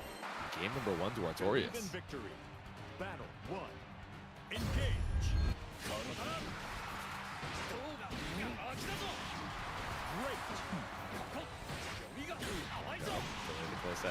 The incentive to mash gradually being built up. The mental risk is building. XL ends up getting rolled through by Fuselit. One grab. 2 grab. Come on, give me a third. Man, Drive for it. You tackle. Stepping on the beach, but we end up getting grabbed. Speaking of the grab, Fuselit says, good idea. You great sight. Unfortunately, doesn't count if it's a staggered like that. Might be 3 in a round, but I want 3 in a row. That SBA once again. Great reversal, great rip punish tool. A great way to try and escape the corner as well. Ooh, 6-6M. Seals it for Artorias, getting that first round. We're getting close. I like the sequencing, right? Just to make sure we get the chip. That 6-6M is lethal if you're not watching your toes, if you're looking for this walk back on the spacing. Or looking to threaten the EX Firewall. Yo. Set point Artorias as well. MDP brings us to the corner, but you wake up grab. That's bringing us right back out. Letting that rip like that. Artorias really feeling himself right now. Oops. Shimmy out, shimmy A. Walk it out. BC for BC. I like the immediate cancel into the armor. I like the idea. And the punish was almost there. The whiff on the 2M might spell your doom. Just the backdash. Finally this time. Ought to be able to do it. Alive? Dog. Oh my god. Would have been a round of a lifetime. If Fuselit loses this because set of point. No way! Fuselit lost off of that. I'm so sorry, Chad. Y'all wanted Fuse to win. You know, sometimes in the animal kingdom, when you're up against the wall, you know your opponent is too strong for you to try and take down. You show your belly. You try and give them a little something, a little bit of mercy, but no mercy from Artorias. The immediate react, the SBA, we see it time and time again on the fireball. And not only that, on the 6-6H as well, to seal it out 2-0. So unfortunate. I'm sorry, chat room. I truly cursed that one. You can blame me for that. The booty bump is not enough. You know, we can't all be blessed with Bridget 6H. Like, that is how it goes. No cancel options off of that one. And it is going to be the kill for Artorias, who still is looking for that run back up there in the winner's side. Because Dragalia chilling, sitting pretty in the grand finals winner's side. And in his way of getting the run back is nothing. Sitting pretty in this loser's finals. Our final, no, not our final. Our penultimate. Our second to last first of 3 final of the evening. Yeah. You know, you brought up Stepping on the Beach. I gotta ask, have you heard the mashup of Stepping on the Beach with Midnight City by M83? I think I have actually. I was gonna say like, no, I don't think I know this matchup because I don't know any remix that like goes with it. And then as soon as you said it, like 2012 just like flashed back to me. Yeah, it's the SoundCloud. Shoutouts to Artorias and Nothing. Both have played incredible runs so far, and now one of them must die heading grand finals. This thing gets me every time. Everyone in the chat, you know, a Ladiva fan, a Nothing fan, when they cheer Nothing on, they go, "Let's go Nothing." And I just think of like, "Yes, bestie, give me Nothing." And then I realize they're not being sarcastic. Every time the triple head, but oh, okay, tricky off of the whip lariat. I was wondering if we'd go for the immediate tick throw, but staggered off the close L. I like it from Nothing. Pretty good start. Nothing is giving something right now. Okay, backdash off with the 6XL, but we still poke through with the 2M. Okay, ends up getting crouched and caught out by your troubles. Or for your troubles with the 2M.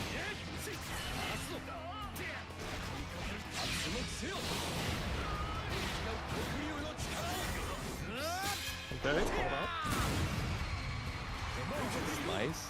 Nothing has SSBA available. If it drains all of those BP, it'd be the kill. So I like the spacing from Artorias, just trying to be super cognizant of that reversal opportunity and spaces it out. The whip punish on 6XL with a dash L of your own. The Rekka is enough for round 1.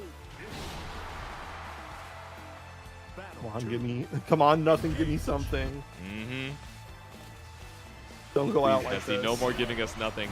Give me a far H to try and keep Nothing at bay. Don't give me jumps. Oh, worked out that time, but I wouldn't bet on Artorias missing the third one. Run up SPD. Enough time to get it back. What's it going to be? SPD throw. All right, I was already wrong on the second interaction, but Artorias one step ahead, or one jump ahead, rather. Not only escape the corner, but find the hit on the other side. He's getting a little bit of an install. Enough? Yep. 1, 2, 3. Doesn't even need the cinematic. That final slash coming out from Artorias. Game number 1. Once again, first to 3, so we got a lot of time to work with for Nothing, but already seeming really clean on the anti-airs. Staggered as well, trying to bait out those matches from Nothing.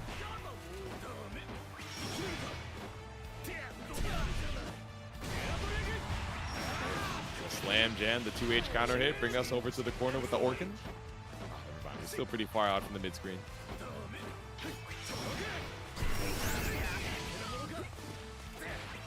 Spot Nothing to the lariat, so ended up using the Brave counter just to keep the turn. I like it. We're up against the corner, and we get it right back off the SPA.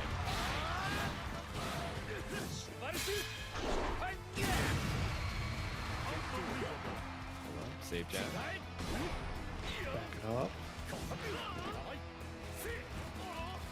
Oh! Okay, trying to be a little aggressive off the 6XL. Trying to go for that hard read to jump out from Artorias, but ended up losing tempo for it. Chip damage is a factor, and we wait out right outside of range of the U headbutt. Battle 2. Engage. Come on, keep it together. Yeah. Jump it out, landing the firewall. Ooh, I was scared we were going to get air unblockable, but brought back down to earth in the nick of time.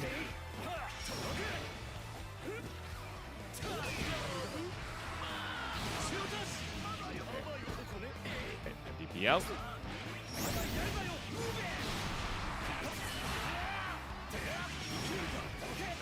Ended super to get that BP right back. Now Nothing. Down to 1 BP, right? You know, we're building up the 100, but still far away from threatening that SSBA. Again. Oh no, we sent it, and it's a full whiff coming out. Artorias. Simple combo to bring us to game number 3. Come on, Nothing. I gotta see something change here. Believe in victory. Battle What it is, 1. Engage.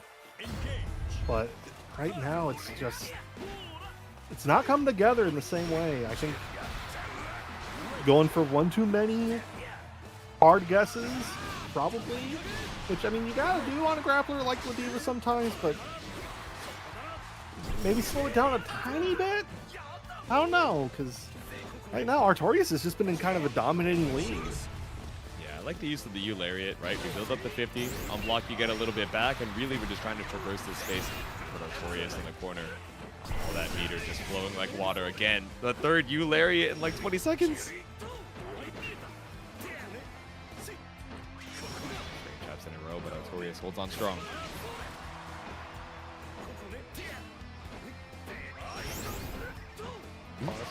Keeping it together, okay, gets command grab. Start it up. SBA is a factor as well. DC out once again. Not trying to hold the guard crush off with the U Lariat. Oh, but we do find the 6XL.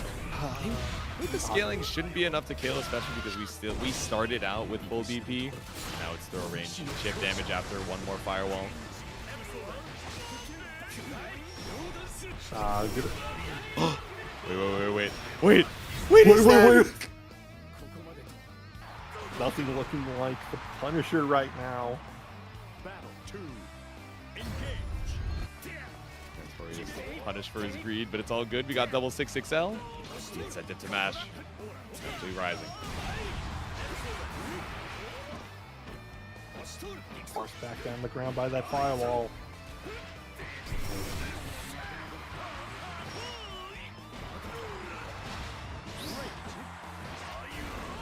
Open the corner, nothing. All right, a little bit of wind in their sails.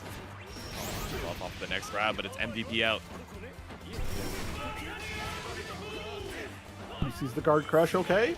Ah, no, you can't be going for that. I think you gotta bait it now. You gotta go for the anti-air grab because Artorias has jumped that sequence again and again and again this entire set. Really looking for the shimmy. I like the safe, attempt to mash out with the 2L. I was gonna say safe jab, but definitely not the word I'm looking for. Jump out your it's okay. BC, diamonds down the drain. Yo, the 2M connects. Double headbutts, driven to the corner. Sell. DP's through. So close. No BPs anywhere. UDB doesn't kill? I really No. thought it would. It does so little damage. Be careful. JH. Ah, The back the dash on the 2M. Lariat, just trying to stay safe and still finds the kill with the 2M. Battle 3. Engage. Yeah, Siegfried's ult DP, incredibly good DP, does not do a ton of damage. It's very, very little. Slam just trying to contest this airspace, but nothing, still taking to the sky undeterred.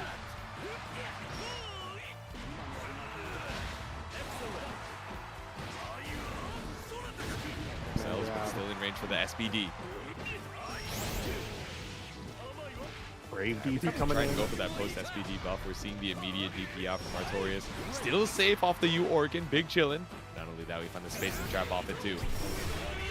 5H sucks until it doesn't. Here it sucked. Nothing actually gets a full combo off of it. Down. Yo! Simple confirms and nothing holds on, taking a game for himself. All right. Not the clean 3-0 sweep that Artorias might have liked, but definitely some winded nothing sails.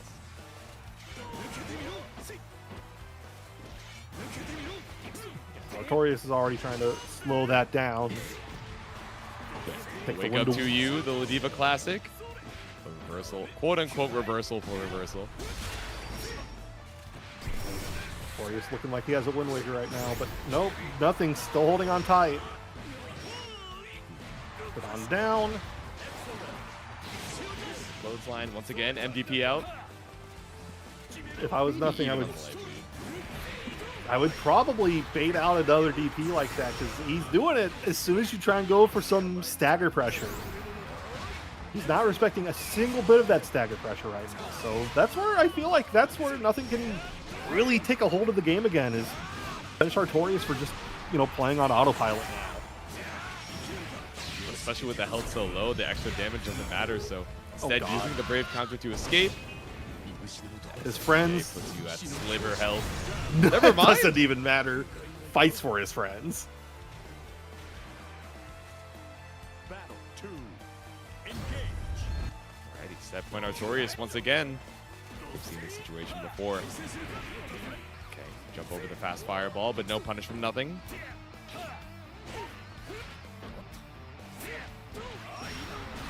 Good check so far on this 6XL. Yeah, break out of there. The JH, but it's all good. Yes, firewall tried to run up past it for the pressure, but nothing, mashing out with the close L.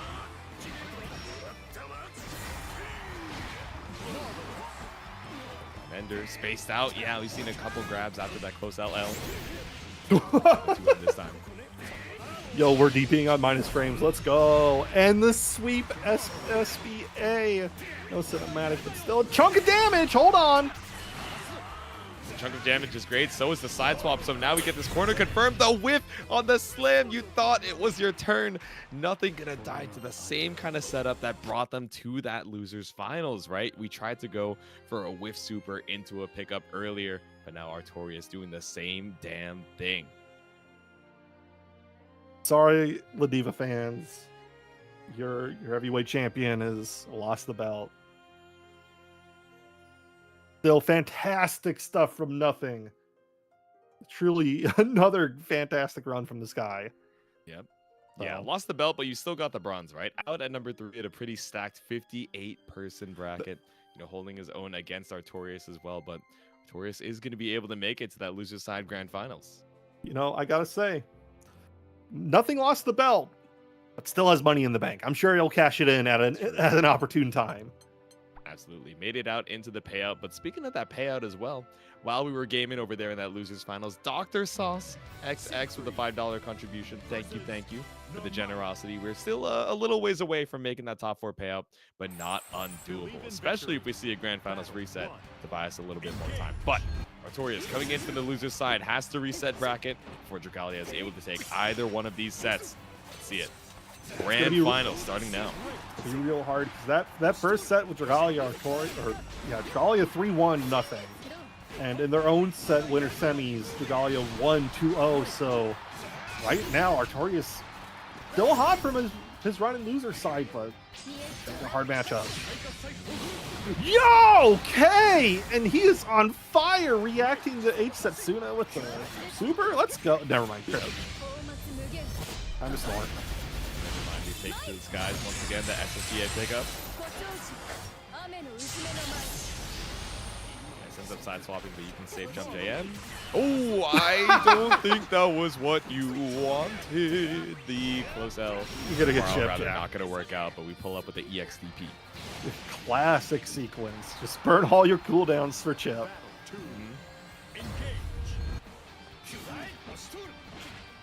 Ooh. Caught out of the mash with the late 6XL, catches up the fuzzy. Ooh, trying to swipe with the 2M, but the pixel perfect spacing coming out from Artorias. For Orkin as well. So far, Artorias has been establishing a lead with just out of range normals, but Dragalia got a single hit, pushing pressure as much as he can. No doubt. You firewall again, spaced out of the Brave counter, so we spend 2 diamonds for the price of 1. For the price of 2 rather, but we still find the pickup with a TK flip. SSBA is available, and Dragalia ties up the rounds. I was gonna say Artorias was looking so clean, so solid, but a single hit, and Dragalia just grabbed the throttle and said, "My turn." Not gonna make it easy. 6XL. Preemptive DP there. Reactive in return. Yo, called out the Crescent Moon. Alright, UDP out, clean knockdown. Enough time to at least side swap back over to the mid screen, but Artorias gradually pushing you over to the other side. Says if you want to swap it, I'll just go bring you to the other wall. But again, another side swap off of the Crescent Moon. Yo, welcome to the corner for the price of 50.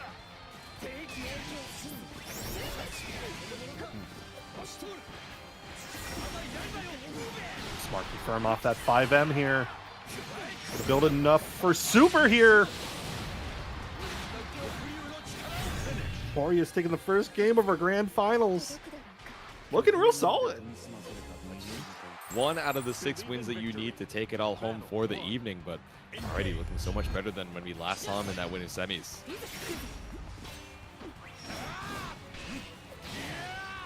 Okay. I appreciate you. Gotta try it at least once, right? Exactly. You gotta send it. You're never gonna do it again, but I appreciate the moxie on you. And again, that low check. So tricky. Dragalia trying to maintain that space, but now just caught out. The walk under, caught out with JM. Don't need a counter hit here. Be patient on your wake up. Don't go too crazy. Walk out with the double dash. There we go. Even if you block the cross up, it's still Narmaya's turn. So the DC out. The 2-hit confirm off the counter, but it's way too far. Dragalia. Yeah, that's a heartbreaker, right? The SBA on Narmaya is very stubby horizontally, so unless you have enough for that SSBA, these spaced out confirms in a super really are not going to work out for you. Drops so crazy. Making Jaytsu say noises I ain't ever heard from a human being before. That's what I'm saying. I'd be gasping. Bro is flabbergasted on the microphone. Holy mackerel. Oh no. Fishing for a hit, but finds a far H for it. That was the DC. Okay. It's all the meter in the bank, so maybe thinking, all right, I don't want to BC and get baited out by the U flip, but still brought over to this West Coast corner. Wake up. Yeah, let's go! Not the Callisto to you. Super good morning. Ding dong. Almost dead. Wait, who? Okay, the Crescent Moon won. I know, I was scared too, right? They were both in lethal range, so I was like, I'm gonna need to examine post slowdown. I was gonna cry if Artorias won that with 214H. Right. Galia holding on. All good for Artorias. Ooh, okay, I like the attempt to try and 2H, but finally the air stall coming out from Artorias. The first time we've seen that sort of Damocles.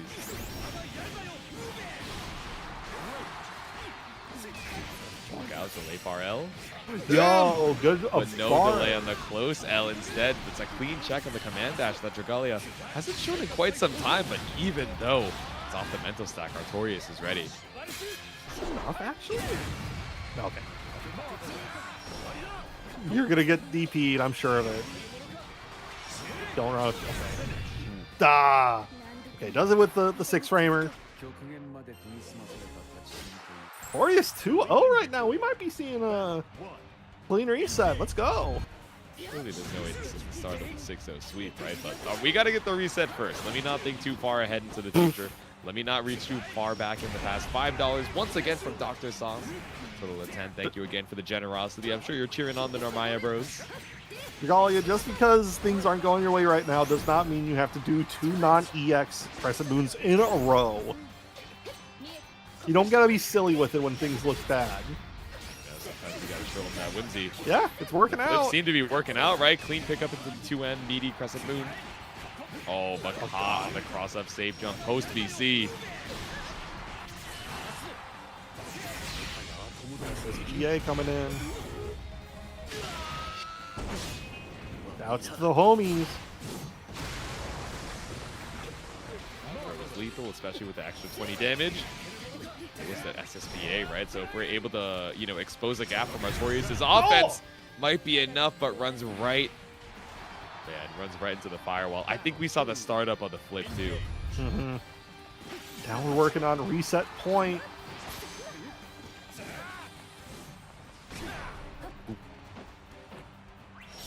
Tip toes all the way through. Oh, you're interrupting that 6XL full corner combo here. Restand, indoor knockdown. What are we going for here? Just gotta flip out. Ooh. Clean tech from Artorias. No chip taken, plus range off the TK flip. But being a little bit more conservative about how we end up using those Brave counters. A lot of times before the flip plus range, we did not want to have to hold. But now we're resetting back here in the mid screen.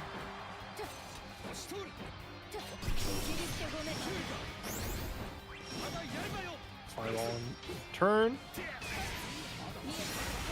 Howdy, I'm 6-6-ing. No, you didn't! Punish sees the startup of the projectile, and the immediate SBA comes out for Artorias. But speaking of meter for meter, you're not free to projectile here when I have 50 for the ultimate flip. I love simple input super so much. Yo, we clashing? Okay, hold on. Oh god. Doesn't get a Okay, punish but off. not caught by the EX Slam. Drops the punish here for Artorias. That's so much damage left on the table. It's fine. Trust. Watch this. Super. Enough for the 102. Big swing. Sit on down. What's our mix here? Yeah, Oh! PvP if you want to try and escape and get the side swap, but caught up with a stagger. Raging Strike still available, but the big EX Slam is enough. Artorias resets the bracket. God, incredible stuff from Artorias, but Dragalia, I don't know what's going on. I think just can't find his footing up against Artorias at the moment. Just struggling and Trying to pull up and find it either way, right? We're looking at the instant replays, but you hear it in the background. We're going straight into that post-grand finals. Put the L on Dragalia's name as we enter our final set. Again, looking a lot like the start. Confirms here. Goes for the low. Out of range. Dragalia caught mashing. Straight into super. My god. Warriors keeping the momentum up. I mean, we had a glimmer of the Titan bleeding over there in that winner's semis, but definitely showing no type of weakness as we head into our grand finals reset. Dragalia one throw away. Maybe on the command dash. Careful, you're in chip range. And you're in range of the HDP as well. Sniped out of the sky by Artorias. Battle 2. Engage.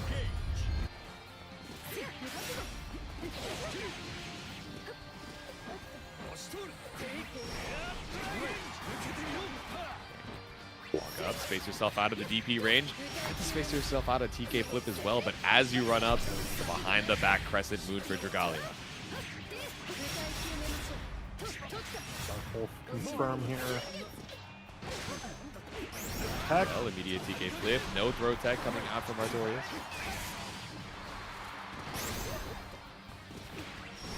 Yeah, awkward on the spacing, didn't want to risk whiffing the 2H because of that horizontal range, but whiffs the TK flip right in front with the SSPA. Oh my god, that's like game one in this reset for Artorias on a tear. I swear, if Artorias takes this, this will be his third week running as champion of WASD Online. Don't, Yeah, Dragalia, not you can't let it unfamiliar with happen. victory for sure, but yeah, Dragalia trying to at least put one round, one game on the board. Albert is out. Airborne hit, double whiff on the close L. Oh no! Artorias smashing out.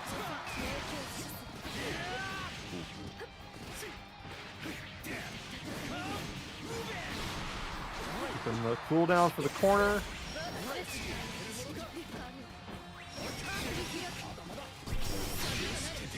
Golly gee!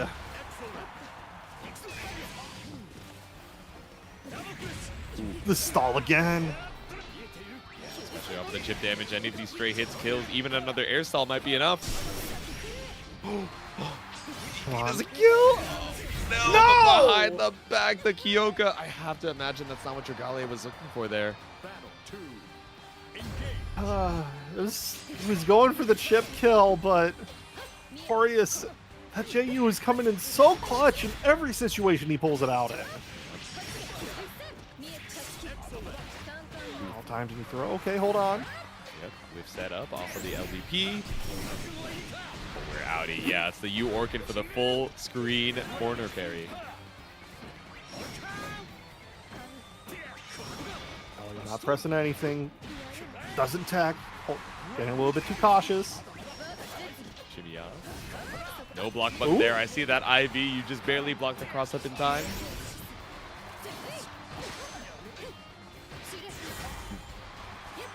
Scoop. Dragalia. So ahead, but didn't get thrown off the counter hit 5L.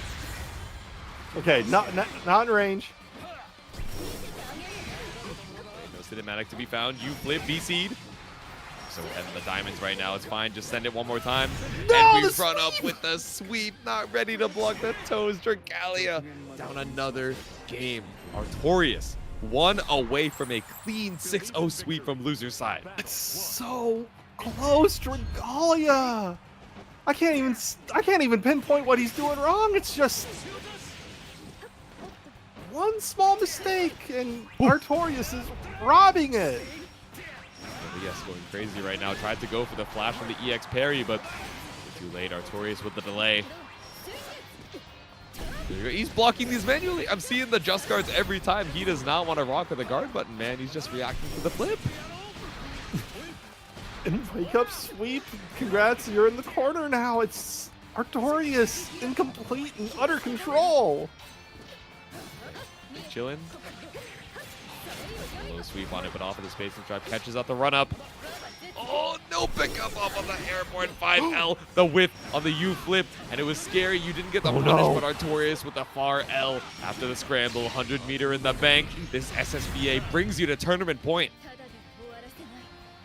Artorias working on 3 straight weeks of dominance here.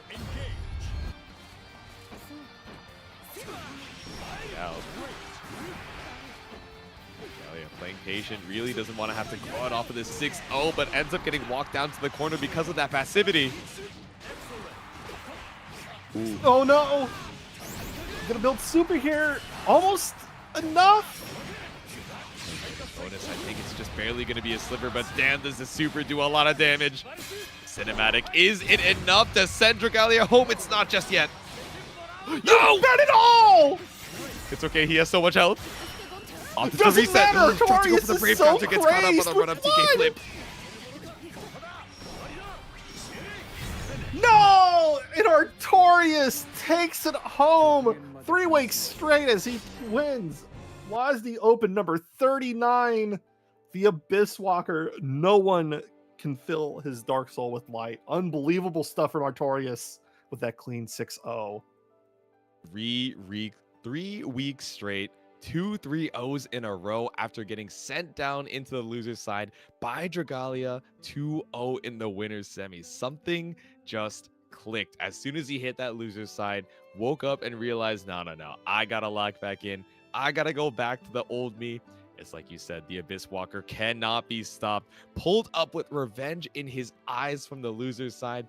Dragalia out at a respectable 2nd place, but I know it's not the result you wanted, so I'm sure we'll be seeing you next week as well to try and fight for that title and dethrone Artorias on that 3-peat that is going so strong. But make sure to sign up early if you guys would like to stop by next week and the week after. We should remind you, it's pinned over there in the Twitch chat. We have the WASD Online Arc World Tour Silver qualifying event. So if you guys want to stop by, we would love to see you guys there, but you need to remember signups close that Monday. So it takes place on Wednesday, November 13th, but the last day to sign up is the Monday right before on the 11th. So do not lose your chance to get points on the Arc World Tour and fight for your right to fight over at finals coming up in March of next year. So hopefully you guys have enjoyed the Granblue action going on over here. I know I did, and Courier did as well. But Courier, any last words for the people before we send them on their way? Yeah, I just gotta reiterate that, you might think, oh, silver event, that's not much, but like, getting first at this silver event is like getting second at events like East Coast Throwdown, at Climax of Night. Well, Climax was platinum for Under Night, but a lot of these majors that you go to are, gold events. You have to get second to get the same amount of points you get for winning this. So like, it's not an insignificant amount. If you've been to some of these events and you did fairly well, maybe taking this one is all you need to, perform offline. So seriously, consider signing up. We have less than 100 slots left. Once that's full, it's your chance. So get in now before you can't. So yeah, outside of that, I just got, if you're in the Midwest, we got Midwest Mix Fest coming up next weekend. So I'll be there. doing a bunch of stuff for that. So head out on for that. You can find me on Twitter and Blue Sky and Twitch at Courier Dubois, _ or not. Make sure to stop by, keep up with the next bracket that Courier is going to be commentating. You guys can follow me at Jaytsu_ on Twitter. I got the fancy Jaytsu.tnsgg over there on Blue Sky. And of course, make sure to show some love to Imp as well and the rest of the WASD TOs that made it so that we could have another Granblue Open over here on this fine Wednesday night. But it's another Wednesday night. There is one other bracket that we know that is still going on. We're going to be sending you guys over to TNS Street Fighter 6. So again, hopefully you guys enjoyed the action tonight, and thanks for stopping on by. We'll see you next time. See you later.